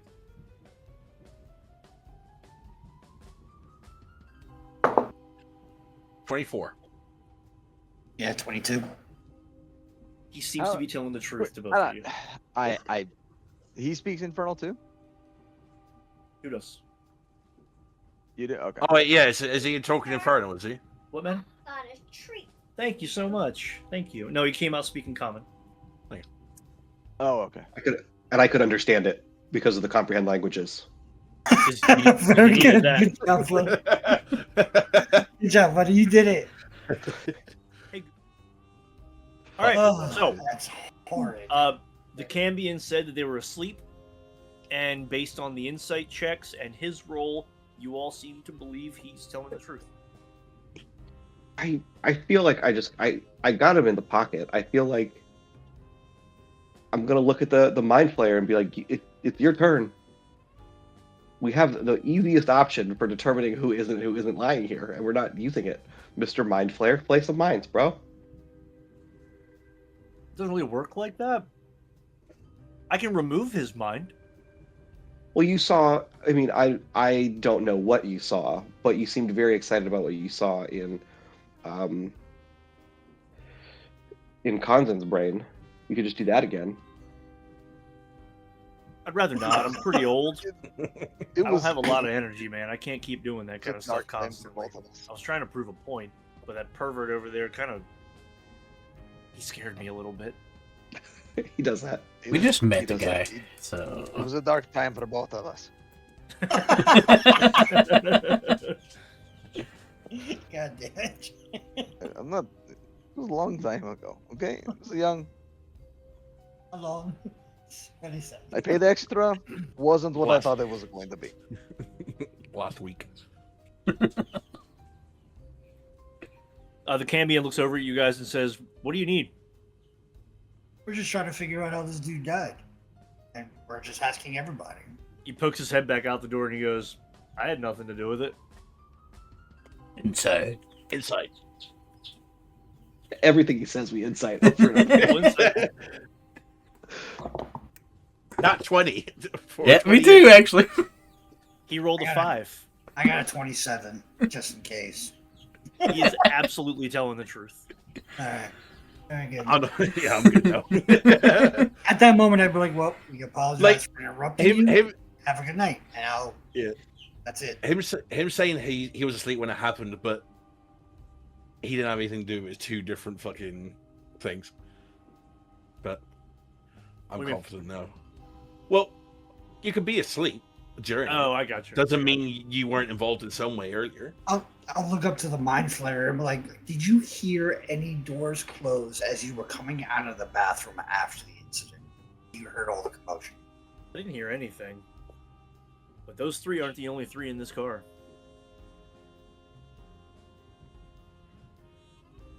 Mind Flayer, 3 people behind the door, us. Who else is here? You opened the doors. You saw what was in there with everybody.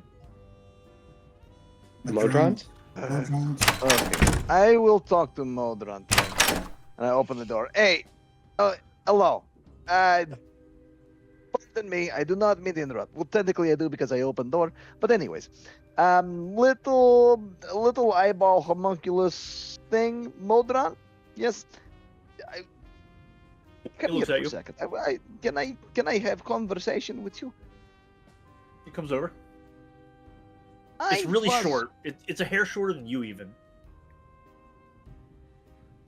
That fills me with joy because I get to look down on something for once. And I'm like, I get chesty with it. Like, Yeah, you gotta put the chest out. A little bit. do you know why there is dead guy in corridor? Do you have any insight as to what is going on with these men here? It sits there and shrugs its shoulders. Is it sign language? Are you under distress? Is this the way you are telling me you are under distress? Blink. He shrugs his shoulders Blink. again. Blink it on. The Azer in the corner in Ingen, he says something Ev- out, and as soon as he speaks, there's this like box on the side with this speaker on the side of the Modron, and the language is translated almost immediately. You didn't hear it earlier because everybody was shouting over each other, but the Azer says when he shrugs his shoulders, it means he doesn't know what you're talking about. They're translators for us. They can't speak. I You still have understood. comprehend languages. So Is that a good you translation? understood exactly what I was saying about Ignant? I am so sorry. I did not mean to. Anyways, do you happen to know why there is dead man outside? I do not believe it. It does not match trajectory, but any things that you heard? He says back, and again, it's translated through the Modron. He goes, "I can't understand a fucking word you're saying." One way. Fucking fantastic. Absolutely fantastic. This is the dumbest. And I pick up the Modron. Fucking creation. Why? One way communication. No Oh, hang on. sense. Hey, pause. Come here. Can I look at the translator box and try to tinker it to reverse the direction of the translation? I was actually I make just it- about to do the same. I'll let Can we one of work you together? roll. I'll let one of I'm you roll holding at him. advantage. I'm holding him. So that's all you, You know? baby. Advantage. Mine. So that would be. I want you to watch me while I do this to you. Yes? Okay. In a moment. What's the distance shooting we about to get That's a natural 20. That is a natural 20. Let's fucking go, bro. I love So it. Inspires me when you watch me work. Yes? you pop out your Tinker tools, and you pop a panel open next to the speaker. You flip a couple wires back, kind of swapping them, and set it back down. As soon as you close the panel back up, what's the first thing you say to it? I know that you understand me now, but I will not be able to understand you. So, you will nod up and down yes, side to side no, if for my question. Does this make sense to you? Yes or no? The translation comes out of the box in Ingen, and the Azer in the corner says back, "I'm not your puppet, man." Okay, works better than I thought. Fantastic. Do you happen to Do you happen to know what happened to a man out here? No, I heard the guy That- fall. You heard fall. You heard nothing else. You heard no magic, arcane bursts, no nothing. It sounded like something hit him. I'm not too familiar with that. But You didn't something hear happened. anybody else around? I mean, this man was killed with magic missile. This has verbal components. You did not hear this? Verbal components of a spell, as I understand it, don't need to be shouted. Well, if you don't want to speak it with your chest, I suppose you can say it with it. There are also ways to Okay. cast spells that require no Oh. verbal or somatic components. Maybe I'm a little So more you are versed in magic. so you are than I said. thinking so you are thinking there is sorcerer on board? Is that what you're saying? I'm just saying I don't know. Have you seen Okay. this man outside before? Have you seen him with anybody? Arguing? You stand in the room next door with the sexy drow. Drow is dirty race. We don't know. This is disgusting. Anyways. Cal looks straight at you with fucking dagger eyes. I look like Connor's character is a drow. I know. It's a I'm I looking will- like I will fucking wombo combo your ass into the ground. I understand. I did not say you could not fight. You are not intimidating. But I'm pretty sure that if you hit me, it would leave little chalky footprints all over me because you are dirt. Like little child with one finger.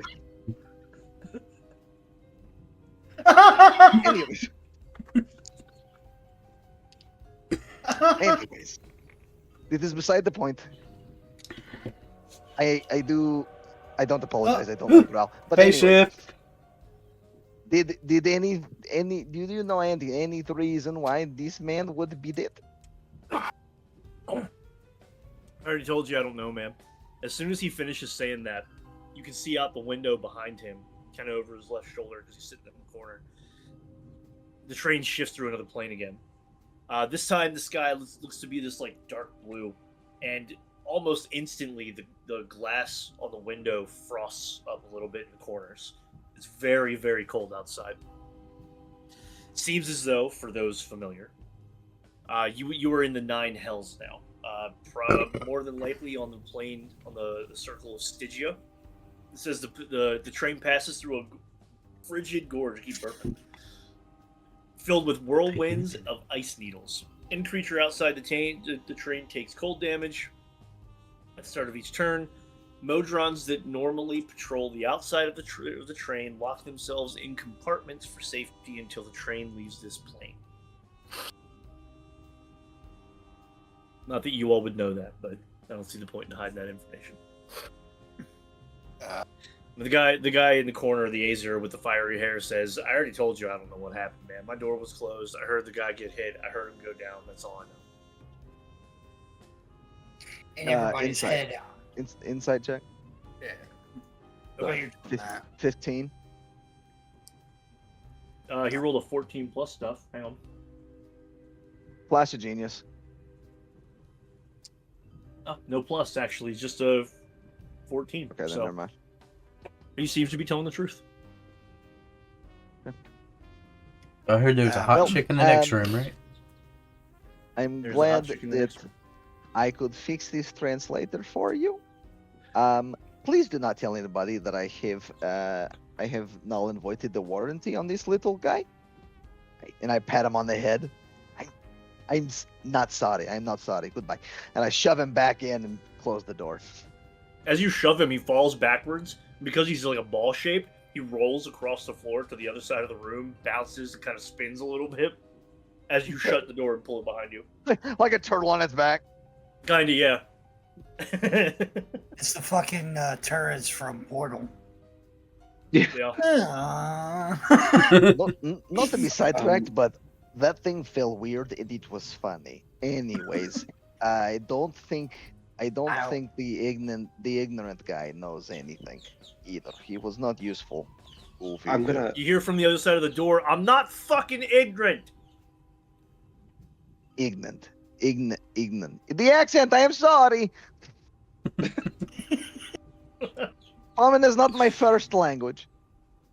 I'm gonna just real quick as a hunch after hearing that conversation, and not a hunch, but just to check something else off of the list. Out in the hallway, I'm just gonna cast See Invisibility. I already Sure. did the Yeah, you did lantern. that, Oh, you already did the Yeah. lantern. Save your spell slot. I did the lantern. Yep. At this point, again, just to keep everything moving, I'll knock on the middle door. See if we can speak with the lady. And I'm gonna be casting Detect Magic again, ritually, while whatever's happening happens. It's been 10 minutes. Has it been more than 10 minutes? Well, I'm just starting it now. Oh, I just thought to start it now. Roger. She comes to the door and she pulls it open, and she is a tall, beautiful drow woman. She pulls the door open. She's got this like staff in her hand with a purple, glowy crystal, a pink, purple, magenta color on top. And she kind of cocks her head to the side and she says, "Can I help you?" Yeah. So we found this dead body here. We saw everybody seeing the dead body, and we're just asking Quintus. So we saw the deceased, and curious to see if you knew what happened, or if you heard anything. Knew why he was leaving your cart? He was going in the cabin. He was going to the bathroom. That's all. He got up, went to the bathroom, came back. You do not seem very obsessed with your dead.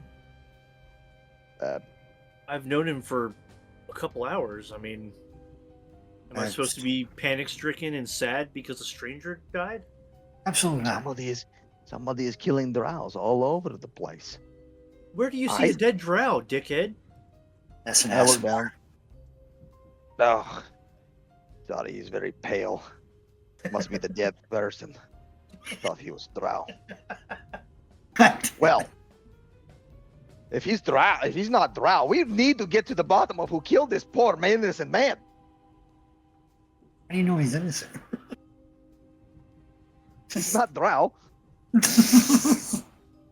He's not dead. Just dead. Cal is holding every fucking fiber of his being to fucking throat chop you right now. So again, I would ask, you're saying he came from the bathroom, and then did you hear any kind of verbal altercation, anything like that before body drop? No. I heard what sounded like a magic missile spell hit the guy. That was all I heard. You heard someone casting it, or the sounds of the I missiles? heard the themselves? impacts of the missiles. She has a Modron in her corner, the corner of her room as well. Mhm. You can't see because the dead body. Can't move past him. He's gone. Hello? While I'm talking to this lady, this fucking dwarf pushes my leg over. Hello? I am Modron Inspector. I will take a look. I'll grab him again. I want you to watch. What are you What have you fixing? done? What have you done? He shrugs at you. Do you see these things? Do you understand the words that come out of my mouth? One of you sons of bitches can talk. I know you can. He just shrugs again.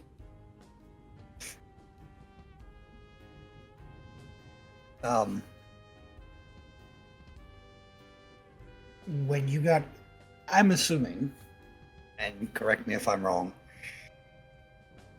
y'all met inside the cabin. You didn't see him beforehand, not talking to anybody else, anything like that. Correct. He was in the cabin with me. Okay.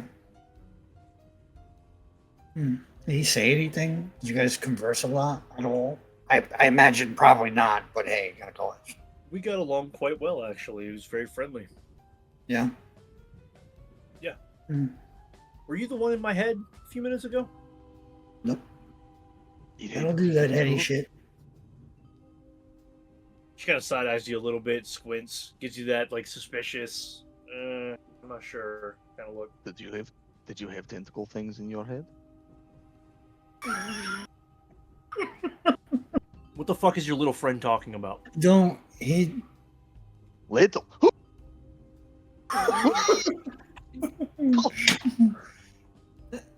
Sir, shh, sir, it's okay, sir. After what you just said, you can't fucking complain about getting called fucking short. You son of a bitch! I fucking hate little. I am the size.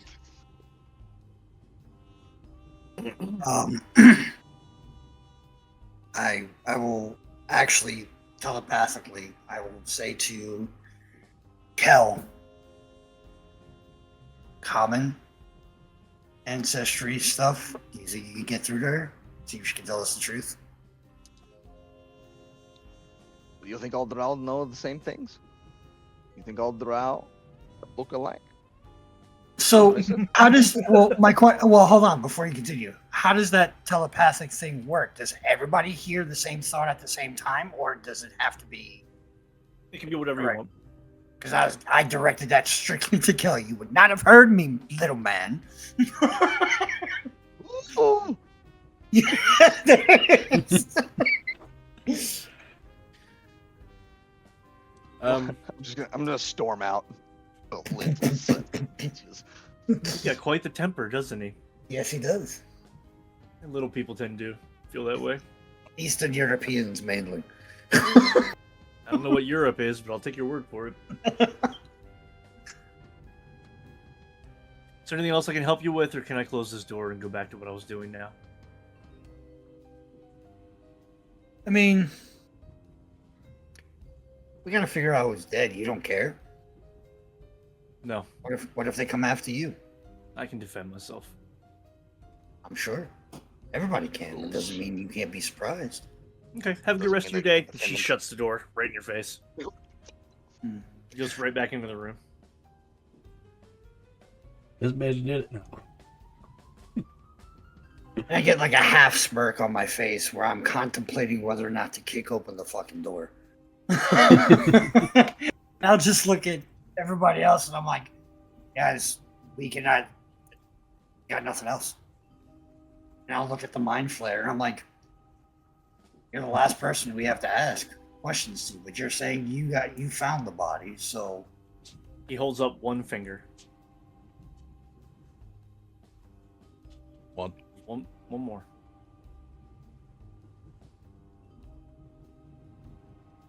In the fucking floor. I look at the door and I just One boot more. it. Ugh. One more you haven't spoken.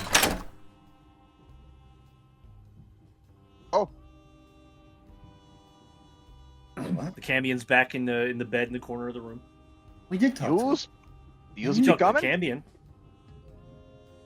him. What did you say, Jay? I'm gonna do the same thing with the other one. I'm gonna pick this fucking little Modron up. Okay. Give it a What do you- something. It's just gonna be a crazy little fucking dwarf just yelling at. What are you asking him? What do you know? You know who this is? Can you speak to me? Just shrugs his shoulders again. This is it. I am sick and tired of shrugged shoulders. And I take my tinkerer's tools out, and I drop one of his arms off. It just kind of turns and looks down and looks back up at you. Shrugs the other shoulder. Ah, savage. Why, While you're sitting there no holding shoulders. him, there's this magnetic charge of electricity that like reconnects the arm and it snaps back up onto the body again. You know what?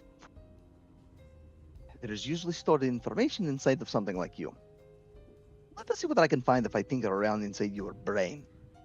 And I'm gonna start like undoing all of the bolts around its eyes or around its eye. The Cambion gets up and immediately tries to stop you from disassembling his translator.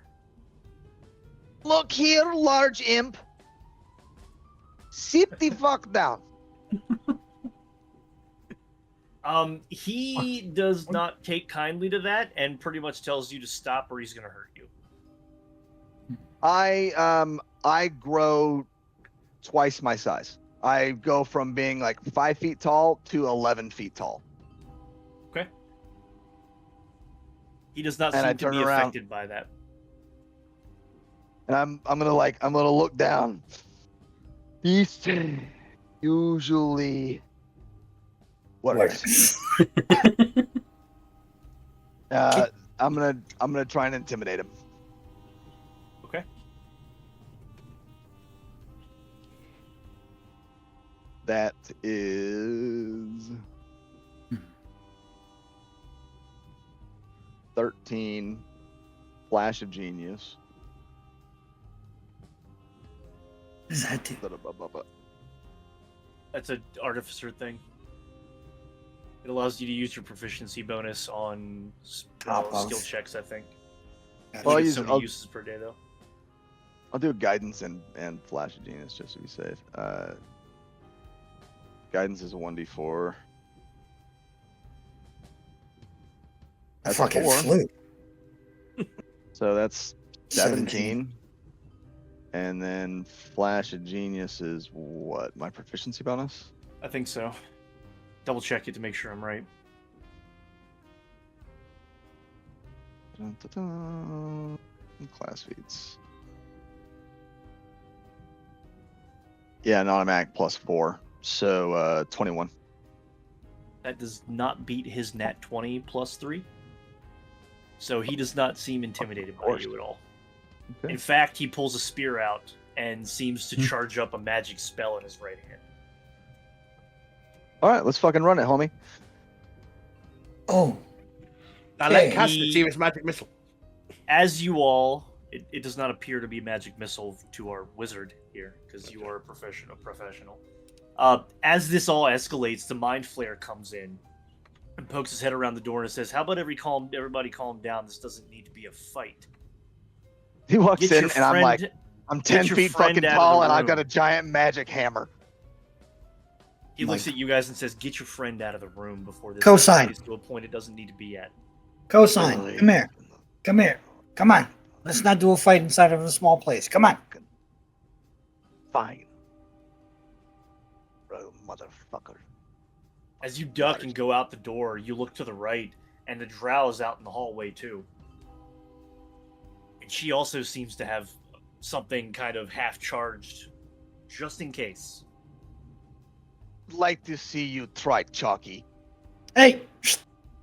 Hey, as you walk past, I try and fucking just slam you on the floor. he, At this point, Try. I don't try and attack you. I just fucking try and trip you up and slam you on the floor. Before you do that, make a wisdom save for me. which one?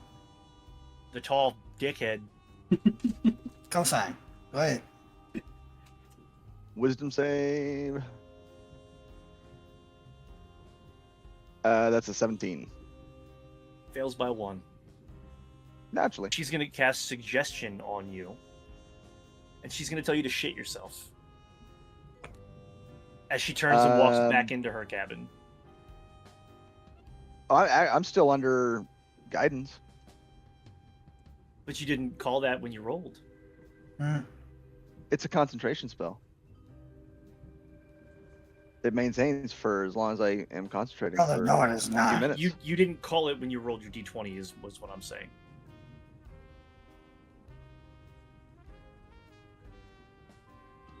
Until the spell. Okay. I mean, That's just how we play at our table, man. If you don't call something like guidance during Right. the roll, we Right. don't usually retcon that. That's all. Okay. Yeah. no worries. Are you immune to charmed conditions? No. Okay, you're definitely shitting yourself then. Yeah. As an 11-foot Oh. tall dickhead, it's a lot of shit. She turns around and closes the door behind her again and goes right back into her room. It smells like a drow in my fucking armor. Kel, you hear her mumble under her breath, "Fucking racist piece of shit." I still go to take him down. I don't care. He shit.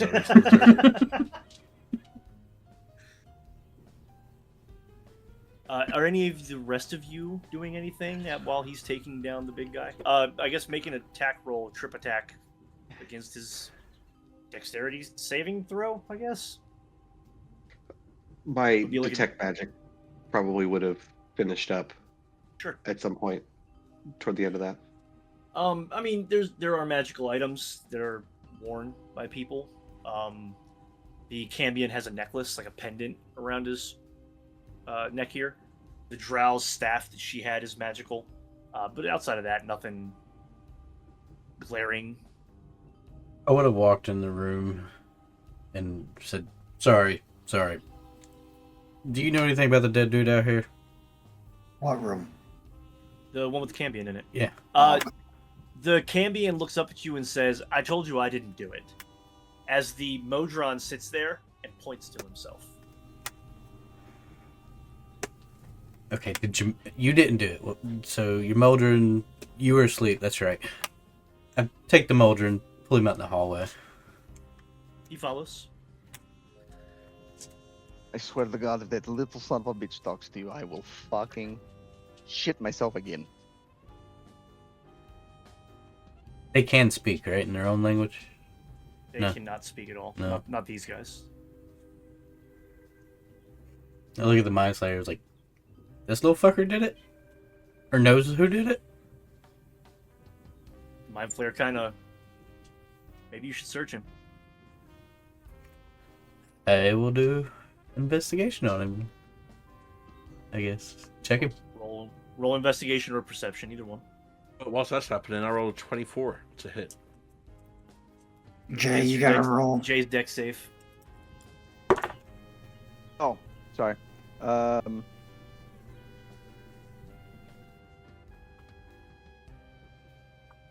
9 on the deck save. That is a fail. He takes you right down to the ground. As he Change does yours that, and all. you see, for one, you see my eyes meet your eyes, and I'm like, I don't want to say this. You have beautiful eyes. You are very strong for Drow. As much of I don't- as much as fierce face as Kel has on his face currently, staring right at you, you do see a slight break in his mouth. He's trying to hold back, smirking a little as you say that. And then the smell of shit hits you. Yeah. And everyone else in the area, too. It's a lot of shit. Right. And when he goes back to his regular size, it's going to be the same amount of shit. Same amount, yeah, that does not change. What did you roll, Jordan? 24. It's the same amount of shit. However, everything I wear gets back to normal shape, so it will be overflowing. There will be an exorbitant amount of to-do. I just urge in I- your face as the fucking whiff fucking enters my nostrils, and I just say, I stop. won't. Yeah. I'm With a sorry. 24, since we're talking about shit now, with a 24, you find what looks to be a little panel on the back of this thing, kind of down to the side. Looks like it can open, potentially. Not like the panel for the speaker. This is more like compartment-style panel. See if I can try to open it. A sleight of hand.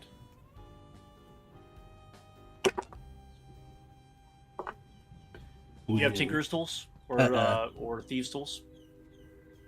He's out in the hallway. Now, yeah, you probably brought him out, yeah.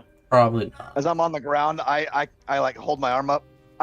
I could, if you bring him over here, I can do that for you.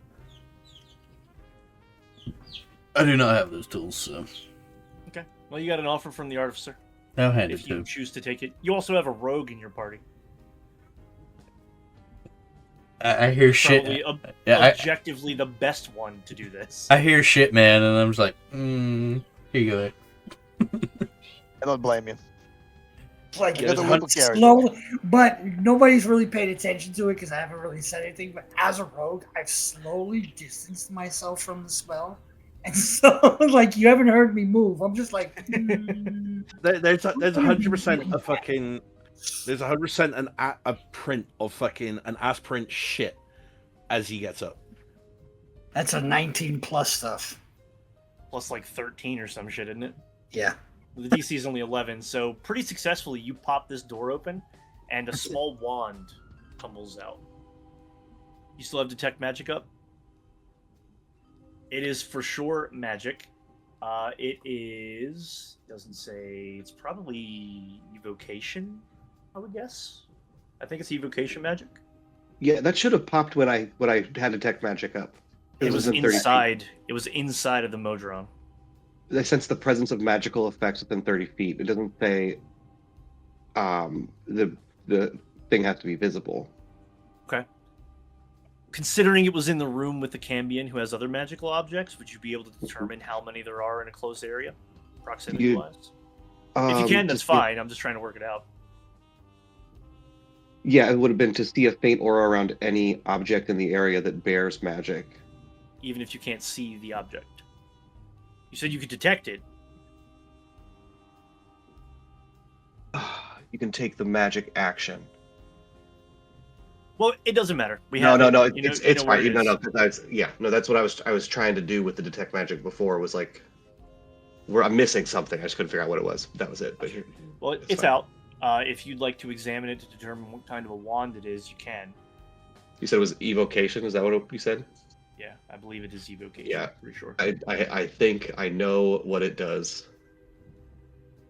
Just like this wand. Wand of magic missile. Yep. But no, Pretty much. and I know magic missile. So Yeah, I'm not going to make you roll or anything for it.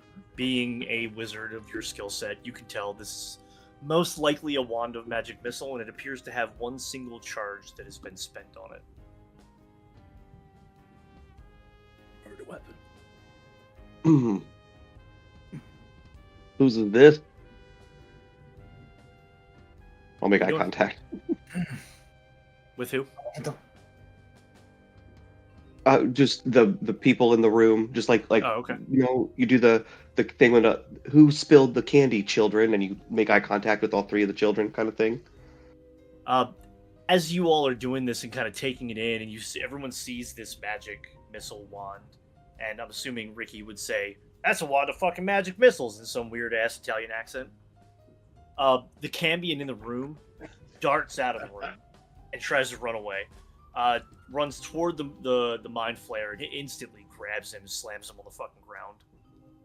And the Mind Flayer looks up at you guys and says, "Took you a while to get there, but I knew you'd find it eventually." What I'll do at that moment is I'll look at him, I'll point to the big thing on the floor, and be like, "That's a lot of distraction."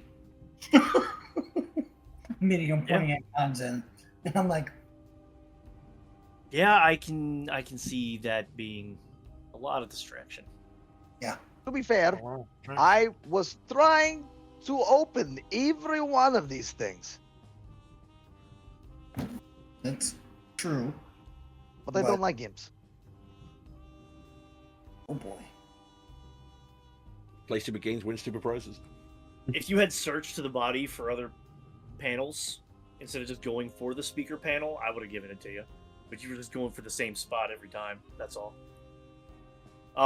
The Mind Flayer would let you guys know that the Cambion, whose name is Abernathy, he goes by Vern, is actually a Short for Excuse me, vermin, I'm goddamn. sure. he's actually a con artist who sells magical compasses to gullible folk that allegedly points toward their heart's greatest desire. Quintus, the dead man, was also a con artist. He made bogus treasure maps, and having looked in the room with the drow, you saw a map tube, or a map case rather, and cartographer supplies and things like that to kind of corroborate the claim. Both of them, according to the Mind Flayer, identified Ethlyn as a mark, and they were trying to pull one over on her. The Mind Flayer can cast Detect Magic at will. He was choosing not to help you guys because he already knew the answer. He was waiting on you all to find it. But basically, she was a mark. She wanted to steal the maps and stuff, and after he died, she was like, "Well, shit, I can do that now." That was the voice or the thought you detected at first. The jealousy was Quintus being able to share the room with her from the Cambion. But basically, the Mind Flayer gets Cambion up, puts him back in his room, effectively bars the door, gives you guys the Wand of Magic Missiles as a thank you, and says thanks for helping to confirm his suspicions. I'm glad our circus group got to help you out. So that was the murder mystery part of this shindig. Where you guys headed next? Nowhere. Mind Flayer's no fucking way. You For can't the walk love past of him. God. Nope. Fucking mind flare. I'm I don't know gonna. why I can't drag him. Yeah, through. we can't even cross each other. That's weird. Now can you? I can't get past the dead body, apparently. Oh God, What this is dead another body? bathroom. This smells terrible in here. Oh, that's a good girl. Is that another bathroom? Oh. If so, I'm gonna take a Is it? minute and take a shit. But You I get your take. short rest. Yeah. Hold up, guys. Give me 15. Everybody take another short rest. I'm gonna ask if Dane can cast Prestidigitation and remove this dookie. Technically, since you enlarged yourself, I can only do it to 1 cubic foot. I don't know if that's enough to clean you up all the way, buddy. That's a lot of Well, shit. It's a lot I of can shit. A lot of shit. I'll say I can help. I'm cleaning it Yeah, I up. don't care if you're a large creature or not. You're definitely not shitting a whole cubic fucking foot. Yeah, but this shit has ran down your trousers and down your legs. It is I mean- kind I of mean- everywhere, yeah. I mean, I could cast it at will, so I can sit here and just make sure you're fucking clean. So. The smell doesn't go though. Keeps the smell around. All right. Come out, wipe my ass. We're good. Let's go. Why'd you come out then wipe your ass? What are you doing? Don't worry about it. All right. Don't ask fucking questions. We had one guy. So shit dyslexic, and I fucking said it the wrong way. Okay.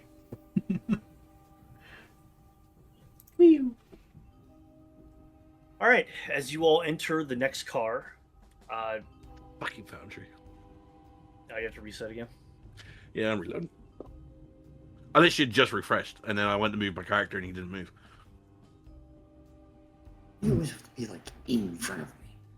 As you all walk through the door outside, you each take 5 cold damage and 4 piercing damage from the icy, needle-like storm outside in Stygia, one of the layers of the 9 Hells.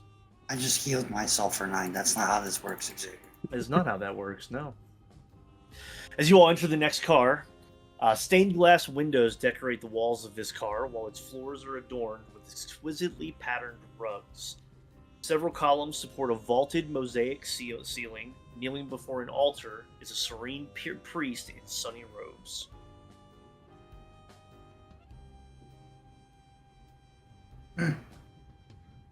He's actively down praying and shit. He is on his knees facing the altar, yes. Hearing you all come in, because the doors are noisy when you open them, he does kind of sit up and look over his shoulder back at who might be coming.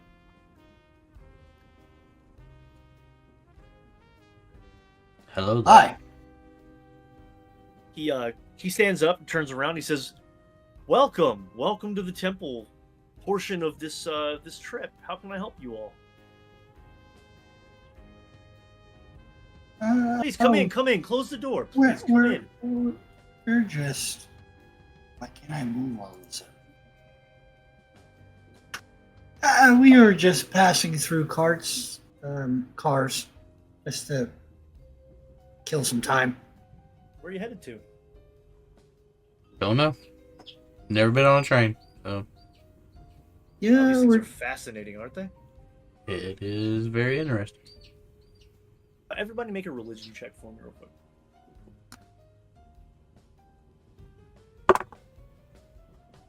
it's a lot.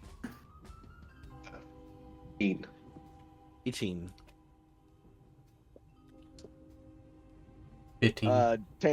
Tainted 20. Anybody that rolls over a 12, I'd say, looks around the car and notices iconography to good gods in this temple, or in this temple car, rather. Saloon, Tyr, Lathander, several different gods seem to be identified here by their symbols on the walls. Looking at the priest, he does not have a single symbol on him, which should stand out as odd. Usually priests or clergymen wear the symbol of their deity, whether they represent multiples or not. You don't see any kind of a holy symbol on this guy. Who are you reaching out to? What do you mean? I'm reaching out to you. Before we came in. You're asking who I was praying to. Yeah. Oh, well, I pray to the god of balance that kind of keeps all the planes balanced. Insight. Does that exist? Guidance. That's a 22.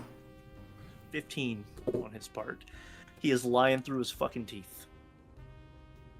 Telepathically, I would just say to everybody if I could, he's lying. I'm sure you guys know that. What condition is your lantern in, Jay? Hood down, put away, or is it out? I've got it on my hip. Is the hood up though? I'm about to pull it up. I was about to pull it up anyways, but Okay. yeah, I was letting everybody talk. But Okay. yeah, I'll pull it up and take a look around. So it's anything within 30 feet of me. So just above this priest, there is a small like glimmer in the air, almost like looking at heat waves coming off of a hot street. You can't really make out specifically what it is, but with the lantern up, you can see it. You couldn't see it before. I imagine detect magic is still up. Yeah.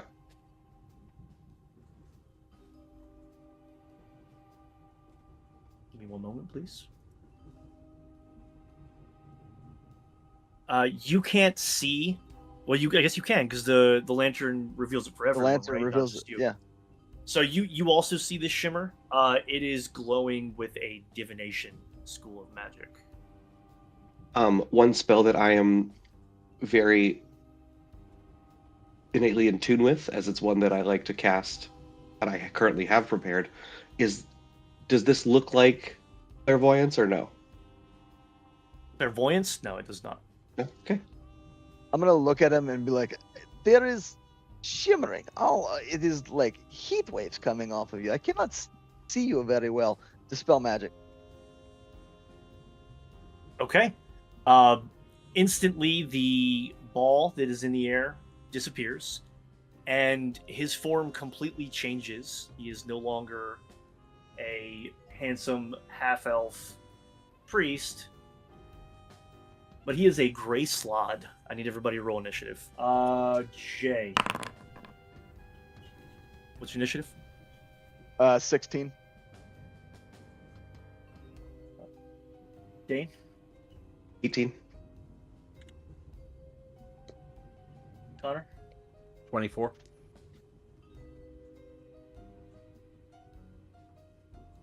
And Jordan? 7. X. 17. Hey, not last. Look at you. I know. All Me and right. Connor did it this time. Let's go, Connor. You're up first, sir. Hell yeah. Don't forget that those circles are pillars and they do impede ranged combat. Yo. Fuck it. I'm going all out. I'll run up to him. Main action attack him twice. Unarmed. I forgot what the fuck my plus is. 16. Miss. On the first attack. Dang. 19. Hit. Oh boy. So that's 12. What is unarmed? Bludgeoning. Yeah. And then I'm going to expend one focus point and attack twice again. 17. Miss. Good lord. He's 18 or higher, honestly. Gotta be. Bear in mind, you gotta remember I'm Yeah. on plus fucking I know. plus 9 on my hit die as well. Okay, that'll hit. That's a 21. That hits. And that is 7 bludgeoning. And I'm going to sit right fucking here. Nope, I didn't mean to move him.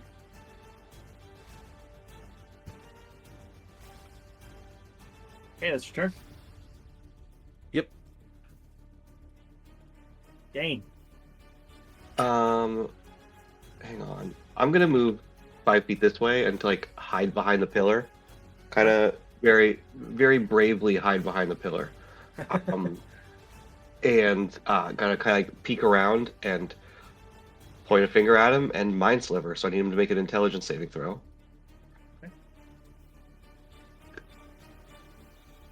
4. That failed, and that's gonna be 8 points of psychic damage.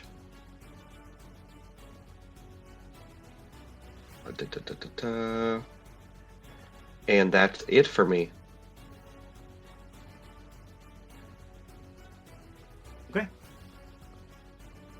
X. I'm right here and attack him with my short sword again. Well, not again to him, but use my short sword. Sorry. 23 to hit. It hits. Alright. And do I get sneak attack damage on this because he's next to counter or no? I do? You do. You do. Okay. So, my short sword, fucking hell. Short sword is 1d6. So the first one is 6 points of piercing.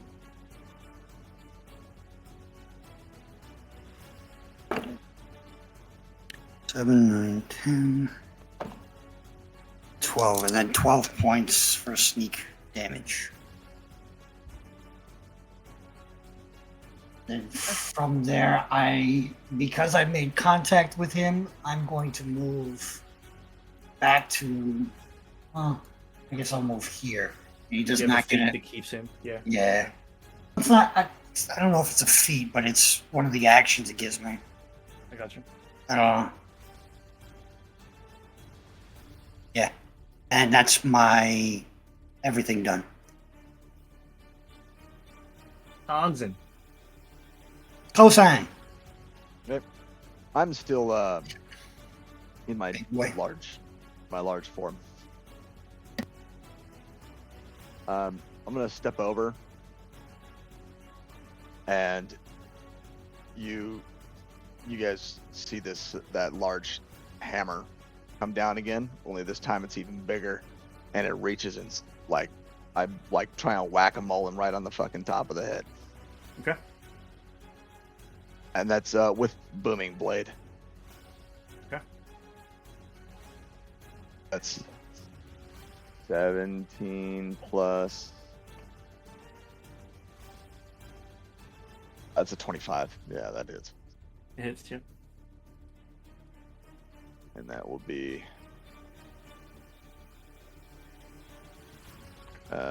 13 points of force damage.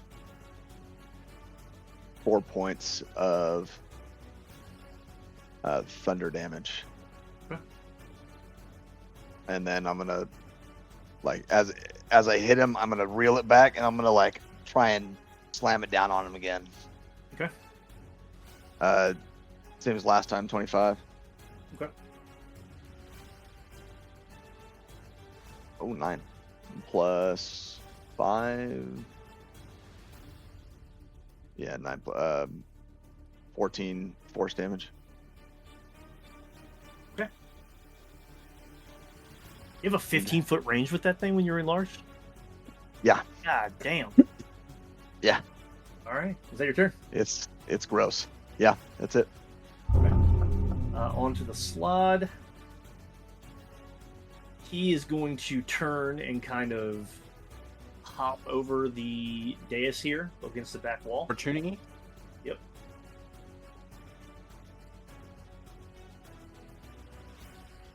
That'll be plus 20 something. So It hits.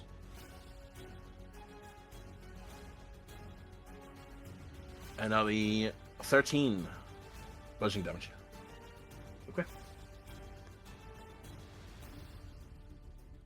Okay. From the other side of the dais, the Slod utters some words you don't understand. It's in a language you can't comprehend. And casts Fireball on Lacroix. I need everyone Counterspell. in. 4th level counterspell. God damn, guys. Did like 3 of you say that at the same time? It's serious. Jesus Christ. Counterspell.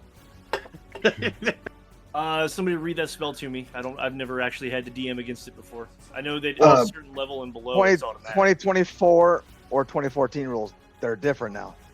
Yeah, I have 2024 rules on my thing. I'm going to stick with that unless anybody has any objections. So that's a I con was gonna save. give it to Jordan because I heard him over Oh, yeah. everyone else. There you go. Mine's Fine. 2014 He's one rules. Okay, read it. Yeah, to me. 2014 rules are 2014 rules are better. Don't tell DJ. We know. You attempt to interrupt a creature of process of casting a spell. If the creature is casting a spell of 3rd level or lower, the spell fails and has no effect. If it's casting at 4th level or higher, make an ability check using my spellcasting ability. The DC equals 10 plus spell's level. On a success, creature spell fails and has no effects. So you need to make a wisdom check to see if you can counterspell this. DC's 15.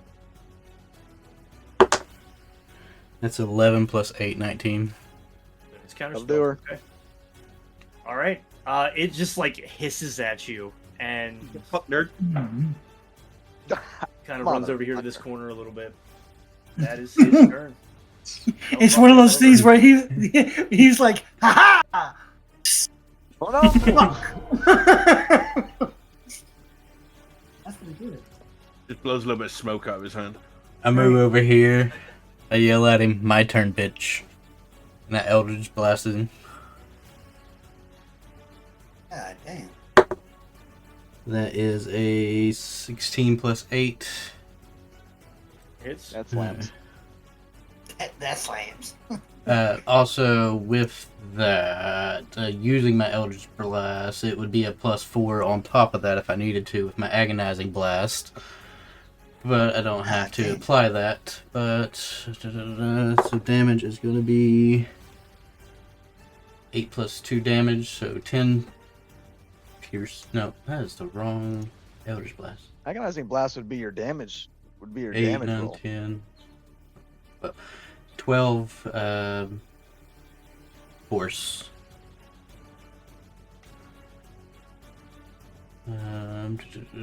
So 12 force damage on the Eldritch Blast. What was that I was looking at? With my repelling blast of that, I'm gonna push him harder into the wall. It normally it's push him back 10 feet, but can't really go anywhere. But Okay. And then as a bonus action,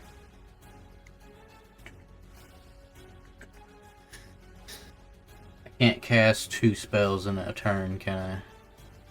You Nope. cannot. Nope. Cannot.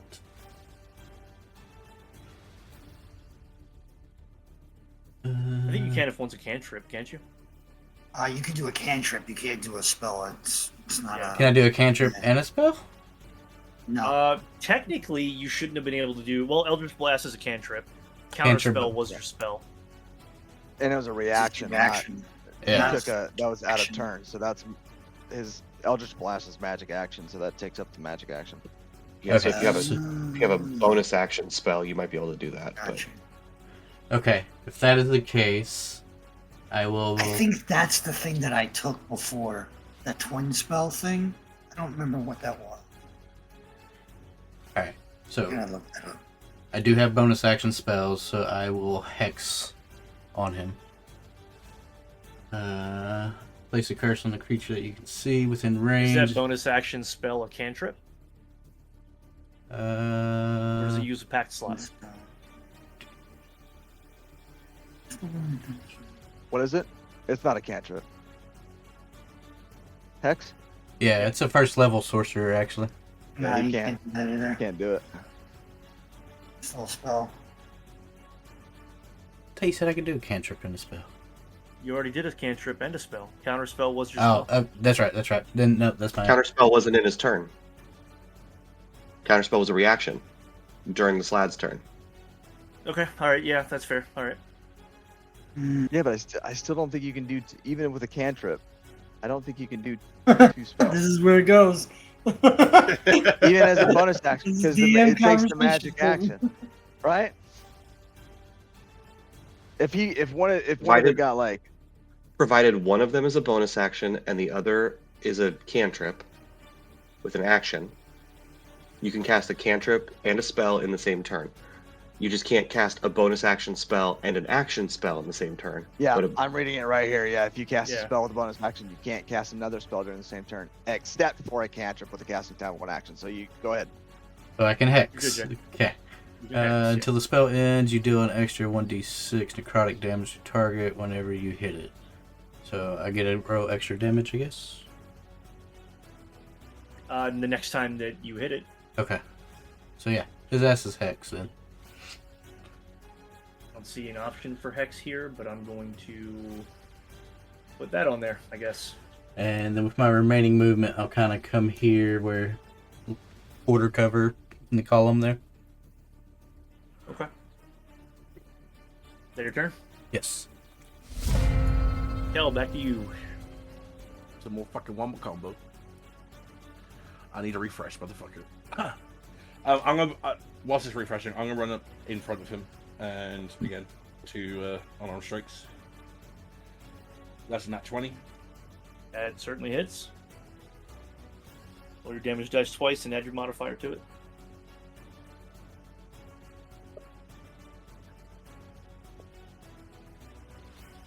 Keep going. So that's 14 bludgeoning.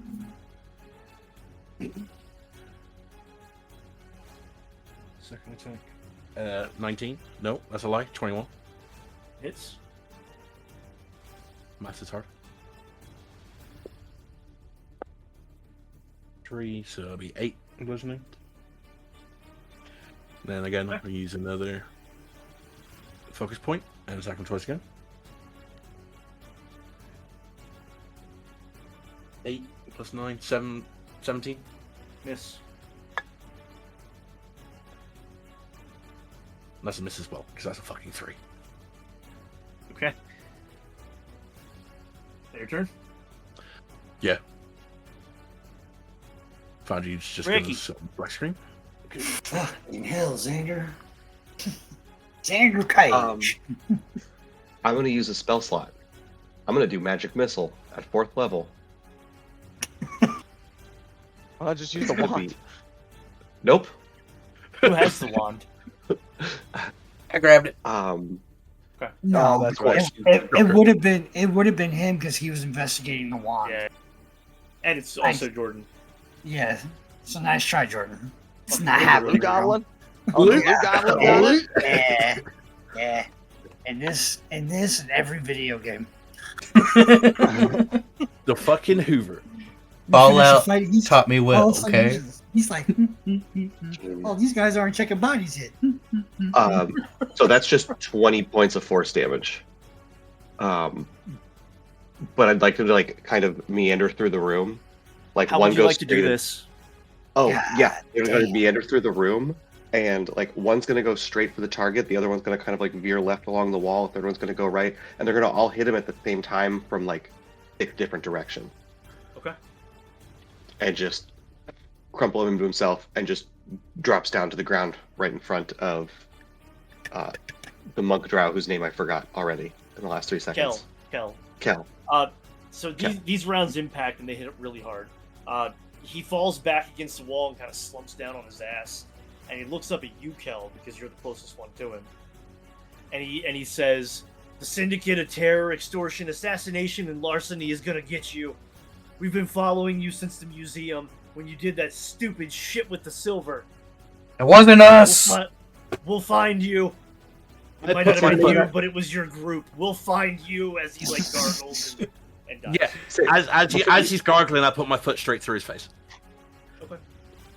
What was the name of that group again? The Syndicate of Terror, Extortion, Assassination, and Larceny, or Steal for short.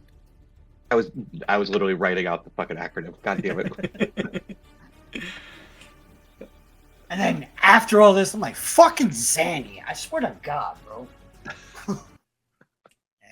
X, I turn to you after I fucking pull my foot out of this cunt's face, and I'm just like, why are we getting blamed for what those spastics for? Because I don't know. He gargles. He's actually not. He's super fucked up, but he's not quite dead yet. I'll walk up, And spare the dying. Gargling.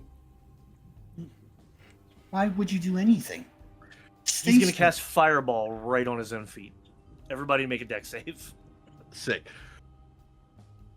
If I heard his gargling after I pulled my I'm foot all off, the way I would have back. put my foot back into his face. Is he within 20 Didn't feet get of the me? opportunity to. Yeah, am I close enough for that? What's the range of that? 20 feet. Yeah, you're within range. Okay. Kanzan and Ricky aren't, but Lacroix, Kel, and Xander are. Thanks, buddy. What's the save? Deck safe. Dex. 19. Sick. Oh, no, I get 22. 21. Success. Success. 25. Success. Take half And damage though. I will not for evasion. So you'll take quarter those damage. things. It says 18 for the two of you and 9 for UX. I have It says- fire resistance. Okay, then half that again. hold on. You all It know how to says- play the game. Just do what you got to do. Yeah, hold on. Before I do it, though, I just want to make sure I understand.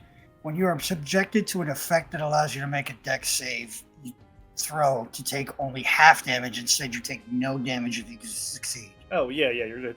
And I wouldn't have any. Okay. Yeah, you wouldn't take any. Alright. The other two take. I know 18, there's- though. I 9 know for there's- Jordan. I know there's some of them that kind of supersedes that no matter what. Like, Yeah. you take damage regardless of what you No, you're use. good. You're good. It was a good call. Yeah. As he's casting it, as soon as Spare the Dying is cast on him and he's brought back to 1 HP basically, as he's casting this spell, he says the Golden Vault can't protect you forever, and then BAM! Kills himself in the process. Kamikaze. I just wanted his name, damn it. You would have got it if he lived that blast. I was 100% fucking wailing on him until he was gargling his own blood and dead. I mean, he had 1 HP, man. You were. Oh, I wouldn't have managed it. And that his fucking lizard ass face would have taken 10 fucking punches then. I just look at you guys like, do you want me to cast Revivify? We don't need to go through that again. Stop trying to get people's stuff. Let them die. I would like to search over his body to see if he's got any Of course you would. identification. Of course you would. Identification. We're looking for names. And if there's any He's a loot. slod, man. He doesn't have clothes or anything. If you dug through him, you could find his control gem because slots have those. But that would take a lot of time. No, I want to rest before we I go. wanna I feel like he would have inspect- fucking inspect evaporated this himself. I mean, a fireball at his own feet, his own body. I feel like there'd be nothing left, bro. I'm gonna slowly chug down a health potion. Yeah, I think I'm gonna do that as well. I'll take a full act. Are we gonna do the full action thing? Where you get the That's full why I heal? said the slow Yeah. drink. Okay. That's how I run it. Okay. For Dane and Jay, if you all want to drink a health potion, if you burn an action to do it, you get full healing from it. If you bonus action it, you gotta roll. That's how we do this. And what's full? That's how we do it. 2 people plus 2 hit points. I want Was to take a that 8, gander 9, at this 10? altar. See if there's anything inside of it. Or Yeah, around it's it an H- of interest. it's 10 HP heal. The altar, you said? Yeah. No, not really. There's nothing really there. I mean, there's like a thing of candles on the top, and like a red cloth kind of draped over the front of it to make it look very church-like, but nothing really. If the candles are on top of the red cloth, can I do a thing where I go, guys, watch this magic trick, and I pull the cloth really fast and leave the candles there? When the wizard says, watch his magic trick. Roll a dexterity check for me, or acrobatics, one of the two. Can I do sleight of hand? Sure. What did I do? Can it move? It's a 27. Guidance. That's definitely a success. Roll a d4. Guidance. Oh, that's a 3, so that's a 30. I rolled a 30 on that. There you go. The wizard has a 30 for sleight of hand. This campaign makes perfect sense. Look, I don't build good characters, but what I want my characters to do, they are good Up at. is down, down is up. All right, what are you guys doing? Definitely a short rest before we move on to the next room. You'll see Kronz is like looking around like, you guys get very tired very fast. Very often. Slow and steady, man. Slow and steady. So there is slow and steady, and there is just slow. Yes. You bang bang. I got to think. Hurts mine. Almost He doesn't think often, though, as we have seen so far. Okay, I'm ready. All right, I'm gonna go into the next room. You're going to try to go into the next room. Correct. You slide open the door to the temple car that you are in. As you step out, number one, you take the cold and the piercing damage again, which is going to be 6 cold and 5 piercing. As you go to open the next door, it won't open. It appears locked. There is a keyhole. It appears to be a very well-made lock. And it appears, looking up, you can see the pentadrones that were on top of the jail car tucked into little, like, containers underneath the awning of this car in front of you. This is likely the jail car in front of you. Oh, good. You can see them, but they're not doing anything. I But the will. door is locked. What would you pick? I will try to pick the lock. Sleight of hand for me. Guidance. Can I help him? Thanks. He's not going to need it. He's not going I mean, I might. The fuck? I mean, a nat 1 comes down the pipe. No. Sleight of hand. That's a 24 without. Double guidance. barbs. Nobody barbs. You stick your tools in and move them around, and you can't get it. I'm gonna. Fuck. You missed by 1. 1 by 1. I figured when I said it, I was like, I should have done the fucking guidance roll. Whilst they're doing this, I just sling a question to the whole group, and it's, I don't know if I'm having a memory blank here, but where's this train stopping? Mechanus. One of the I couldn't- planes. Right, It's where all the Modrons are from. right, gotcha. I couldn't remember if it was said or not. Yep. They're taking the stranger there to stand trial. I guess I'll try again. I don't. DC goes up by 2. Okay. I'm gonna help him. I am going to use the guidance this time. And guidance, yeah. He already gets advantage on his sleight of hand rolls. Well, so this is like I just like rub his shoulders really sensually, like just making soothing noises in his ear. Make that Like, disadvantage on your sleight of hand roll. I'm gonna go ahead and use my lucky trait to get rid of that disadvantage for him. 16. That's a 27 now. Just tickle his balls, bro. Just hit. You just hit it. Math. You all watch as Xander sticks his thieves' tools inside of this lock, and he works at it for a minute. In fact, long enough for you to take damage again. Nice. 3 cold and 2 piercing this time. But after a moment, the tools turn. The lock, with a louder thunk than you would expect, clunks open, Right. and the door kind of slides to the right an inch or 2. The door is open. You all can go into that room now if you want. I would go in. So 2 iron balconies protrude from the side walls of this train car. Iron stairwells connect these balconies to the lower level. Lining the walls on both sides are cell doors made of riveted iron, each one fitted with a large gear-shaped keyhole. Pale light shines through the paper-thin gaps around the doors, but not the keyholes. A stocky angel with cerulean skin and a pointed helmet leans against the railing on the balcony above to the right. He has a radiant flanged mace at his hip, and his fiery wings are folded behind him. He's looking down over the balcony at where you all are standing. He's about 15 feet above you to the right. Does Just it look like watching. he can see us? You can see he's looking right at you. I think. hello. Nobody panic. I don't believe that he can see us. As you say, as Constance says that, the angel unfurls his wings, releasing a flurry of glowing embers, and says, "Speak your business, trespassers, and speak it truthfully," as he reaches down and You- grabs the mace off of his hip. I will take. Oh, Shh. Hold on. Beautiful. Okay. We're here to get names from an individual who is locked here. It is to help save during the war that's happening in the Nine Hells. You would help the devils. I don't know who we're supposed to help, but that's what we're here for, to get names of people to even out the fight so that nobody kills each other and nobody else dies in any other place. That's all I know. Blood War. I do. I just need names, and then we're out. I'm not here to take anybody out of here. Who do you work for? The fuck is our name? The Golden Vault. Sent us. Roll persuasion for me. You got it.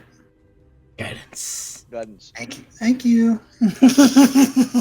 Well, I have actually advantage on this roll. Still guidance. I know. I'm Well, still you gonna know, roll. I'm fucking rolling roll through everything. that I'm one. rolling everything. Why do you have advantage? Or I guess not. So I don't know. I have expertise on persuasion. Okay, you can This have is up. expertise. That doesn't give you advantage. I didn't know that's what that was. That's why I was like, Okay. Yeah, no, fine. expertise. No, no, it's- Expertise is just double proficiency bonus, just so you know. And D&D Beyond already does the math for you. right. So that Okay. like really Okay, high okay. persuasion bonus, that's from your expertise. Oh boy, we're in trouble. Yeah, we're in trouble. That is a 17. With the The DC was 17. Oh my god. I was about to You say, know I how was that flash went? of genius, you dude. You know how that went? 13 for my fucking expertise, right? But I rolled a 3 and a 1. So, A 3 and a 1 from what? from the guidance, the 3 from my normal roll, and then the 13 is from the expertise thing. What normal roll is the 3? I don't understand. You rolled. So He he rolled rolled a D20. He rolled D20 and got to 3. No, I rolled the d20 for the roll to see if I can persuade this guy. Yeah. And it was plus 13 for the bonus for the check, and then plus 1 for the guidance. Oh, okay, I got you. Yeah, it's from the Okay. the skill thing. Skill So tree. you rolled a 13. You had 3 for your persuasion modifier. No, he I'm rolled so a 3. fucking Yes. confused. No, I rolled he a 3 and I have a plus 13. Oh, okay. Now And I'm then the tracking. 1 was the guidance. Yeah. Okay. I thought you rolled a 13. I was like, where's the third fucking die coming in? No. I was thinking the Sorry, same thing. I was sorry. like, did you roll guidance twice? Yeah, No, that's no. exactly what I thought he did. Yeah, I was like, No, wait a no. goddamn minute. No, it's a All plus right, 13. The Deva that is on the floor above you What a diva. gestures you all to come upstairs. I'm gonna very slowly, still with my hands away from anything that's on my body, walking in that direction. I'm not trying to be hostile. Fuck that. As you all walk toward the stairs over there, you look off to your left, and the cell doors are like a foot off the wall of the train. But when you look into the cell itself, it appears to be like an extra dimensional pocket. And I'm through the rolling my door, lantern up. what? I'm He's holding my his lantern up as well. Okay, that's cool. Through the door into this extra dimensional space, you can see 2 creatures in the cells to the left: an Iranese in the first one, and Nikoloth in the second one. They both watch you all walk by. The Nikoloth attacks the cage. It comes running forward, strikes the cage really hard. It is very hostile. Oh, do not get too close to that Nigoloth. Nigoloth? Ugh. Careful. Careful. Wait. Calm it down. Calm it Um, down. Are you all inspecting the cells as you're walking, or are you just kind of going I'm upstairs? doing like a passive look. Like I'm not really trying to see what's holding them. I'm just looking at the person, I guess, or the being inside. The first cell on the right does not have anyone in it, but there is what appears to be a rod of some kind on the bed in that room. The cell is locked, though. It's the pecking room. Can I see, like, is it, if I get up to the bars, can I see close enough that I can kind of determine what type of rod it might be, or like a What's your roll Arcana check? for it? 19 plus 27. That'll do it. This is a Rod of the Pact Keeper. It is a +2 magic item attunable only by warlocks. Of course. Of course, it had to be the fucking. It had to be the warlock. I feel like I could get advantage on checks like that, being the artificer. You could have asked for it and made the argument, and I might have given it to you. But I don't think you It needed wouldn't it. have- I didn't care that much. But I'll turn to the warlock and be like, "Boy, Yeah. there's a sort of a keeper there." It's locked, and there's a guard up there. Good luck. And I'm gonna keep walking towards the angel. Which I did stair not steps say do we we need would- to take? I did not. I did Top not say right. steal it. Or bottom right, either one. It But- doesn't matter. Perhaps if someone had a magic hand or something, that would be crazy. Did someone say crazy magic hand? No, we did not. That It's did not not best to steal occur. items here. Now, we were told, just so that you know, Jay, we were told to meet someone called the Stranger. But I don't Is he remember more getting a friendly? description of what he looked like or they looked like. As you all come upstairs and approach the Deva, he turns to you and tucks his wings back behind him again. You all can feel the heat coming off the wings, but you almost feel this same, like, blissful sensation to being in proximity to a celestial being like this. Kind of has some effects. Nothing that modifies you guys or gives you spells or anything, but you're just overcome with a sense of well-being and peace in a weird sort of way. And as you approach, the Deva looks at you all and says, "My name is Omid. Who do you seek?" In Celestial, Oh, man. I tell him the stranger. He takes his mace and points across the way to the bottom left cell. And just through the edge of the cell, you could barely see legs where this person's sitting down against the wall. I'm assuming it is probably the man in the dark hat with the head down. It looks like Stranger to me, or perhaps a Strider. If you all were to walk further down the walkway here where you can see him better, this is what you would see in the cell. Of course. This is Very exactly what I friendly. would picture from Stranger. That's what I It's either that or cloaked. That's all I got. If I could have looked in all of these cells and had to take a guess, this was the man I would say was Stranger. You Very will much also Han notice Solo behind vibe. you there is a monogron behind you in the cell, just kind of sitting there looking. I ask about him. What'd he do? You're asking the Deva? Yeah. I believe he accidentally locked himself in. Hmm. But he's irritating, and I don't want to let him out. You are beautiful. Beautiful, man. You mentioned that you smell awful. Yeah, he did shit himself earlier. That's. I'm on my way Yeah. to the cell door of the Stranger. Like, I'm not playing. Like, I'm like, he shit himself. We're going to go talk to the guy, and then we're gonna leave. Oh no. I did not shit myself. I was. He made shit himself. myself. Shut up. It was made. Somebody else You're- shit his pants, is what he's trying to say. Did you shit my pants? You are beautiful. You are beautiful. Yes, Who you took mentioned. shit in my Please, pants? please go. Yeah, we're gone. No. No.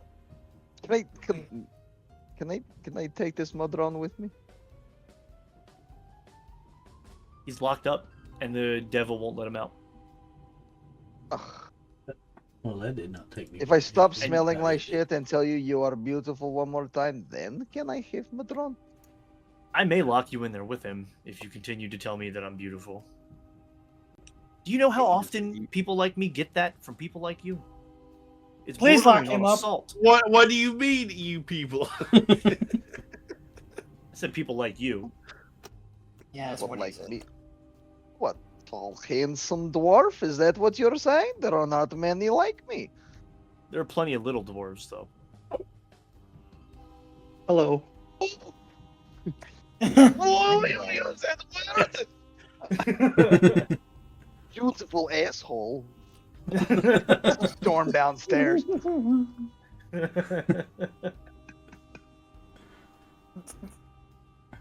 At that point, I will introduce myself. To the This stranger. chick. Correct. I am from the Golden Vault, as the rest of us, except the shitty one. He interrupts you and says, "Let me guess. You want names?" He kind of tilts his head to the side and looks at you through the corner of his eye, under the brim of the hat. Yeah, unfortunately. Yeah, get in line, pal. What? Why does everybody what can come to we you? offer? Because I know the names. How do you know the names, if you don't mind me asking?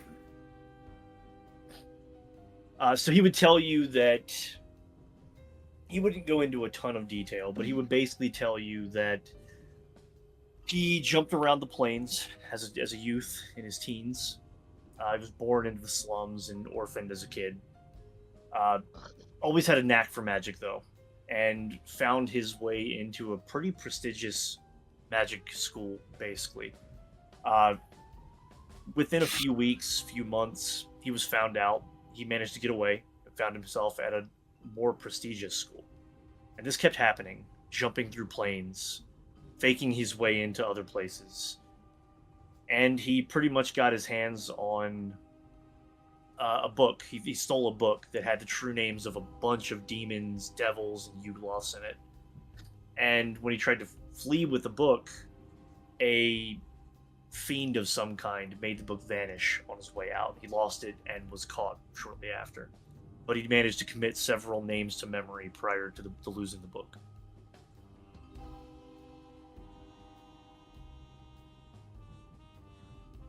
Likely story. In my youth, he says. He would also tell you that after that happened, fiendish foes set their sights on me. I had to keep running. I ended up finding myself in the city-state of Akaran Sangar. It's ruled by a powerful angelic being like our friend over there. And he caught me impersonating an angel, and that's how I ended up here. So I'm You're on my not way to Mechanus beautiful. to serve trial. Of course you got caught. You are not beautiful. Maybe not in this form. In this form. You have other forms? I have lots of things I can do. Probably butt plug boy. Don't get mad if you haven't tried it. I have. Mom always said, don't say you don't like anything unless you tried it twice. Like that tried it twice thing makes me kind of go, okay, all right. It's just the shock value of like more than once. Like, so how can I get these names from you? Get me out of here. That means we will have to deal with Pretty Boy over there. It is not. How is his hearing? I hope he cannot hear good.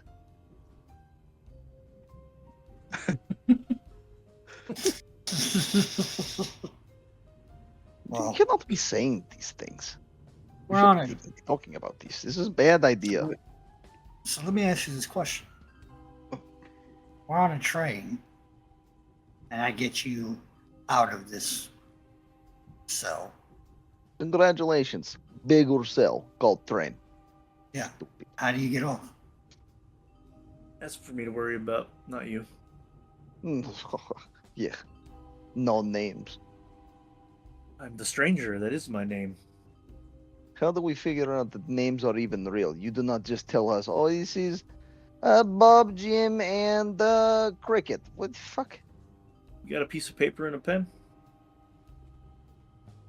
I do. Yes, I do. He holds I his have lots hand of out. paper. I'll give him the pen that I was Not- stabbed with. Not give him pen. This He man takes- probably able to escape with just pen, and he will kill you. You'll have So, pen Omid the sticking out Deva- eyeball. Omid the Deva pulls his mace off his hip, watching you guys, seeing you hand something into the cell. I told him not to put the pen. The stranger doesn't do anything with it out of the ordinary. He takes it and he writes down what looks to be a mathematical equation. And he hands it back to you. And he says, take that down to the Nikoloth. Speak it to him. He'll do whatever the fuck you tell him to do. And he goes back and pulls his hat back down and kicks back again like he's napping. I want to look at the math equation and Yeah, try to when do I better had- math.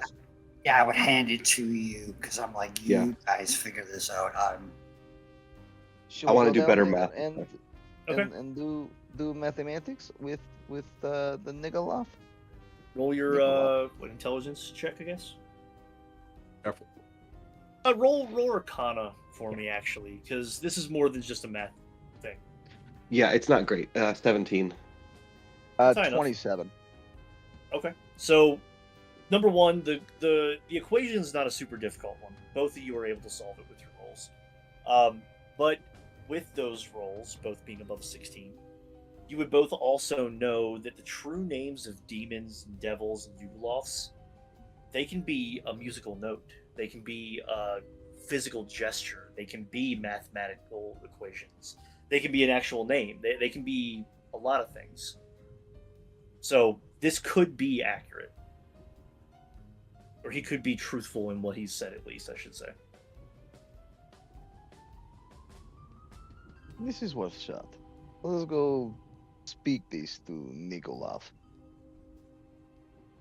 I had a friend named Nikolai. Maybe it is Nick. How do you pronounce Better than Nick Gar. Careful. Yeah. Nick. Oh, what a beautiful, beautiful drow, man. What are you guys doing? Shadar. I telepathically, I would just say, you guys make the decision. Just know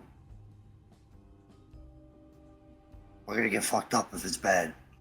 Well, don't mind me. I'm just going to speak to Nigolov. And I'll walk downstairs. I turn You straight don't- to the stranger. Oh, sorry, go on. I was gonna say, you don't have to move your token, man. We can theater of the mind this shit. You do whatever you want, it's fine. Okay. Connor, I'll go what were you down gonna and say? I'll. I turn straight to the stranger, just ask him, is this correct? Is what correct? The note that you passed us. Are you asking me if it's actually a name? Yeah. Yeah, I wouldn't have given it to you if it wasn't. I had to prove that I have something of worth. Insight. Okay. While they're talking, Well, I've gone natural one. downstairs and Tick. made 'Cause I rolled a two. sure the angel, the demon can't It'll- see it'll be me. 11, so that- but- 2 for what? 10. That beats him. He seems to be genuine. That's the only reason I asked him. I wanted to get the insight check in. Gotcha. As you approach the cage with the Nikoloth in it, this thing is like drooling at the mouth. It is foaming, trying to reach through the bars and get to you. It's not being successful, but it is aggressive. I'm gonna look at it. What is up, my brother? I have. Oh, and I just read. I read the quadratic equation on this paper. It goes from feral and foaming at the mouth to subdued, surprised, but calm. It's more shocked that you know this name. This thing is taken aback by you saying that to it. So he's gonna look at me, and I'm gonna have the exact same expression on my face, like Holy shit, it worked! we're both having this like.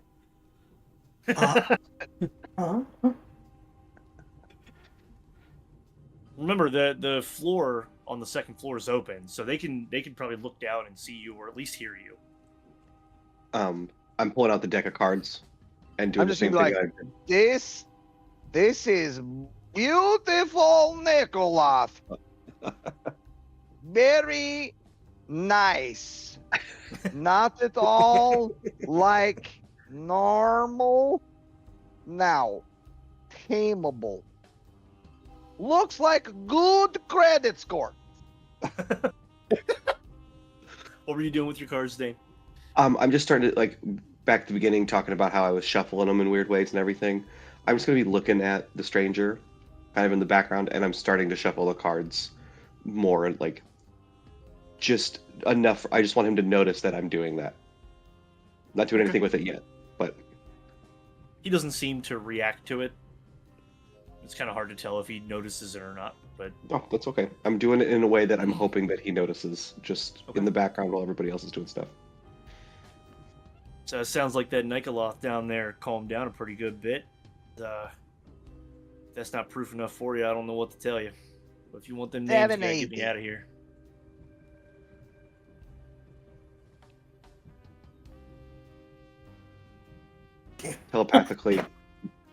Telepathically sending to everybody else, just like, if I don't feel comfy saying that we're going to break you out of this train, I think that we've made enough of a mess, and this might be a step too far.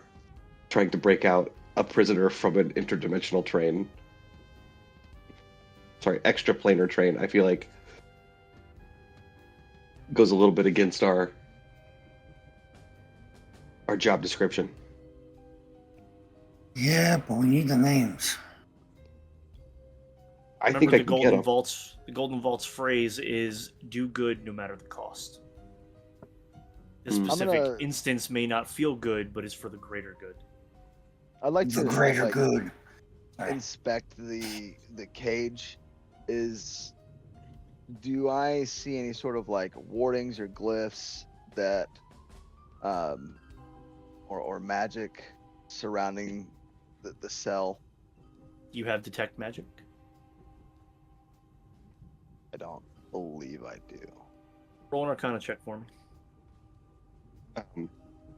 While they were I will talking just to let the everybody know. stranger and he was talking to the Nikolai, I made my way down over to that one cell. 22. With a 22, you would guess that there is definitely some sort of magic at play here. It's very powerful magic.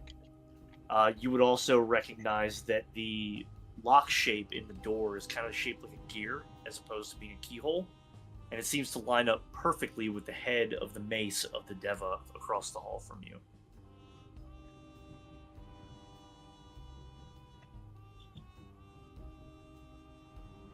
Are you done? Jordan, you Um, said you went downstairs to that cell? Yeah, so while they were talking and all that shit, I'm assuming I'm under the balcony where the dude can't actually see me. Correct? I will take my quarterstaff and use Mage Hand and kind of set it on the bed and then have Mage Hand bring the other staff back to me. As you go to reach through the bars, you said you had a quarterstaff. Is it a magical quarterstaff? It is not. It's just a regular quarterstaff. Yeah. So as you cast, it goes through no problem. You can't quite reach the rod that's in this room with the quarterstaff. As you cast Mage Hand, it forms fine, but as it goes to go through the bars, it can't pass through. There seems to be a magical barrier preventing it from entering. Alright, so I'm assuming it goes through, the staff just falls to the floor. I'll just kind of reach in and grab my staff back. Mage Hand wasn't able to enter into the cell. Correct.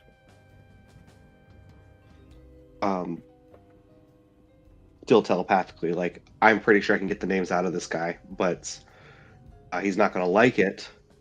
But also, I don't think he can really do anything to us. So, do we want to be nice to the guy and try to help him, or do we just want to do the job and get the info? I'm here to get The only paid. thing I'll repeat. The only thing I repeat is the greater good.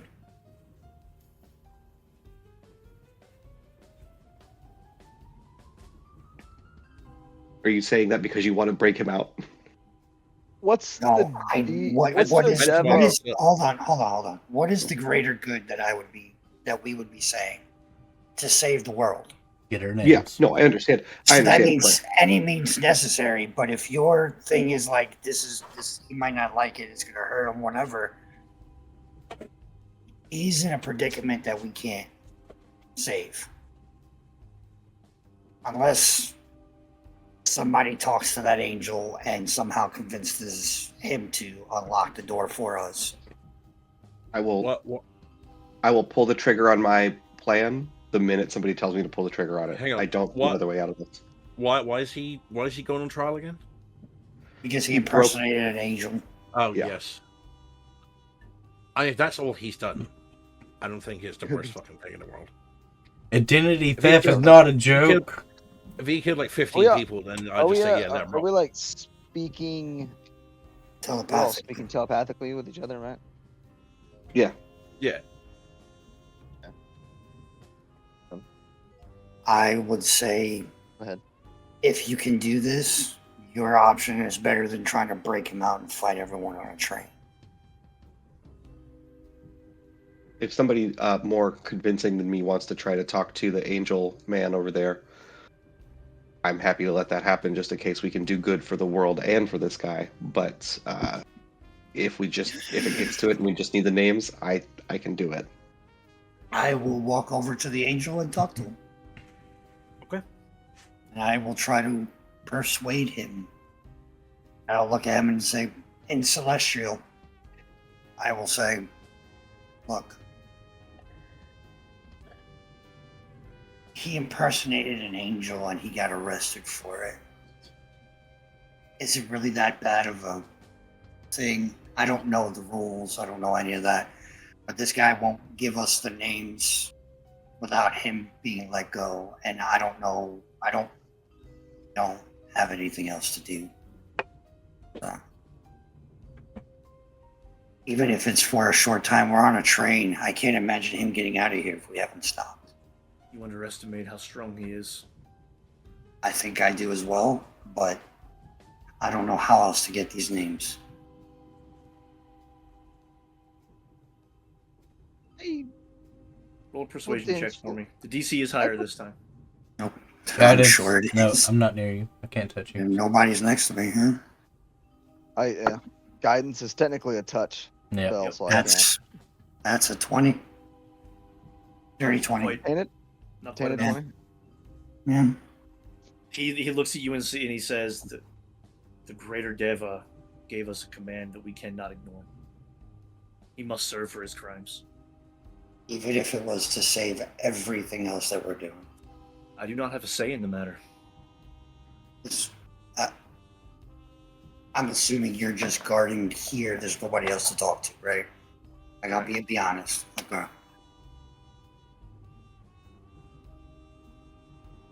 I'll one of these walk over to everybody else.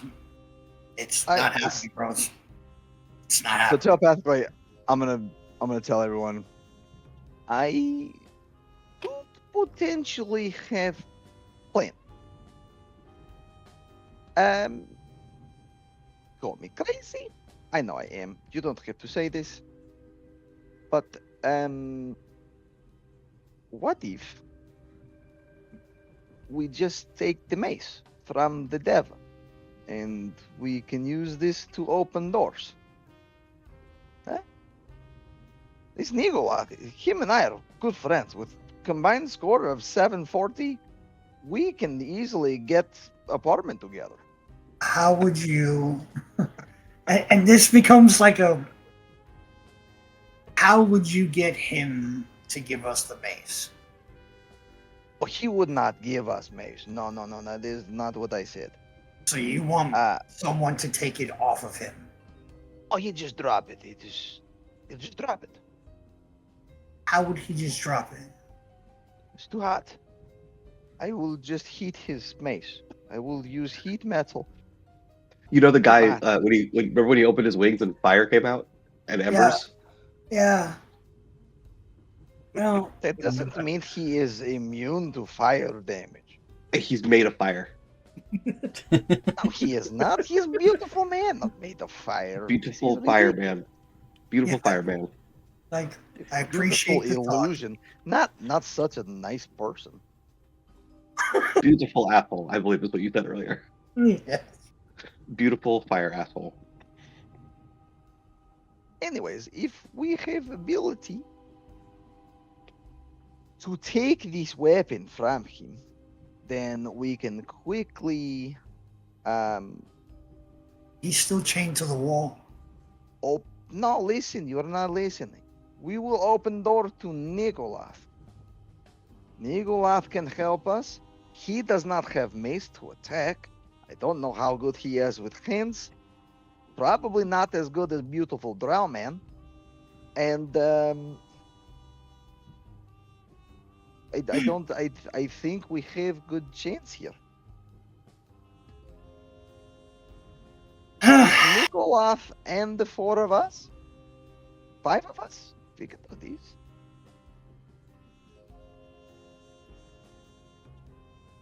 I mean, we can give it a shot. Fuck me. That is. This is only plan. I'm not saying. But how do we get him out of the cage at the bottom? That's the thing is, I don't know that we can do all of those things. Yeah, The because Nikolov? we need. Yeah. The Nikolov is locked by the mace. That is how. Did I not say that before? I'm sorry. All of the locks here are in same shape as Deva mace. This That's is why we all. need to take mace from him. Take Oh, mace I from understand. him. We have key to all locks in here. We might even be able to persuade some of the others who don't want to go to prison or probably death, to join us in killing Deva. I don't know what those others might be able to do if they escape as well. Not my problem. I hope. Either way, I'm not saying we can let them all out either, but Nikolov, he's a good guy. He's only half Nikolov. Before we go start attacking an angelic being, what was Ricky's idea to get the names? Not that angelic. I just make him tell me. I've got. I mean, I can tell you over table what the plan is in character. I think you guys have been with me long enough to know that there are just sometimes where I've seen the future, and there are ways of trying to help it get to that future faster. But I personally would rather you give it your shot instead of doing the other thing. My idea should definitely not be the first thing we try. Your thing should be the first thing. I just want to make sure that you are all aware of the options here. And we have plan B. Okay. And my plan B, I know, sucks. This Alright. plan. That's like Plan C. We could try Ricky's Plan A. I already tried Plan B by talking to him.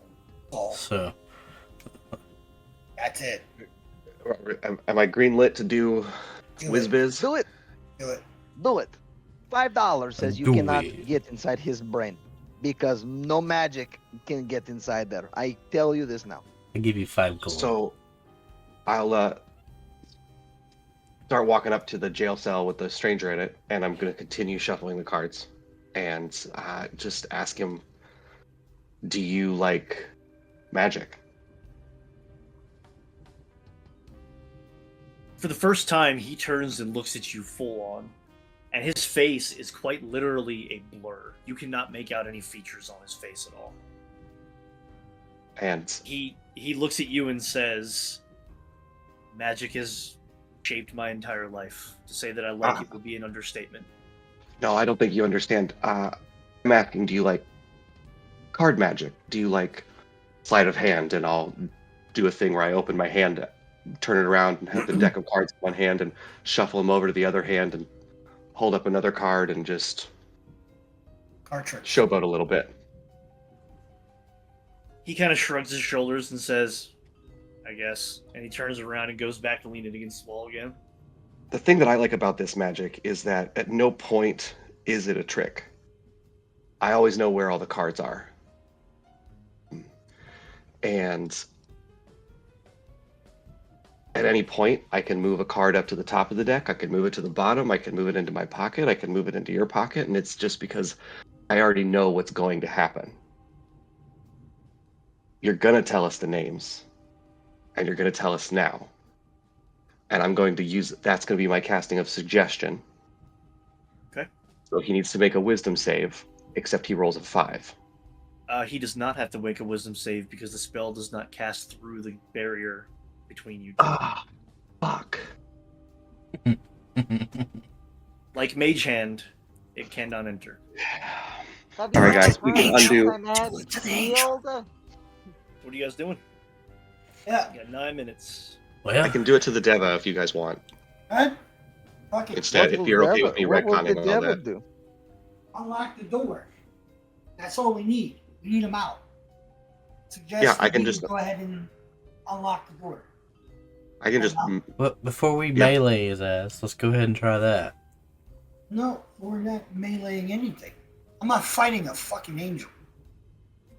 Oh, he's not angel. He's just dick with wings. Do you have wings? Not even that. He's not even that beautiful. I fucking could if I want.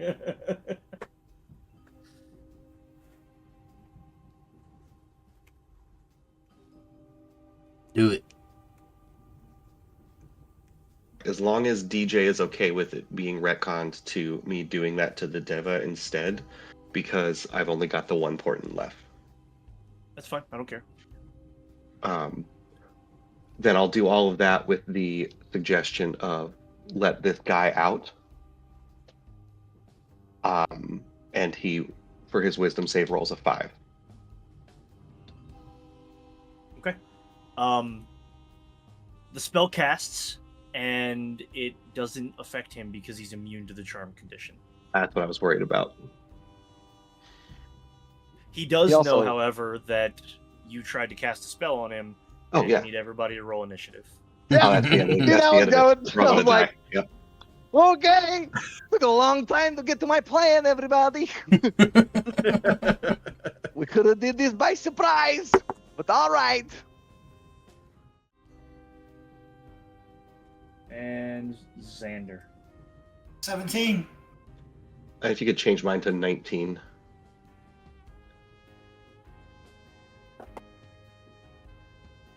My manual roll was 17, but There you go. You said 17, right? yeah. Okay. So that is our order for combat whenever we get back into this. Thank you for playing my stupid game.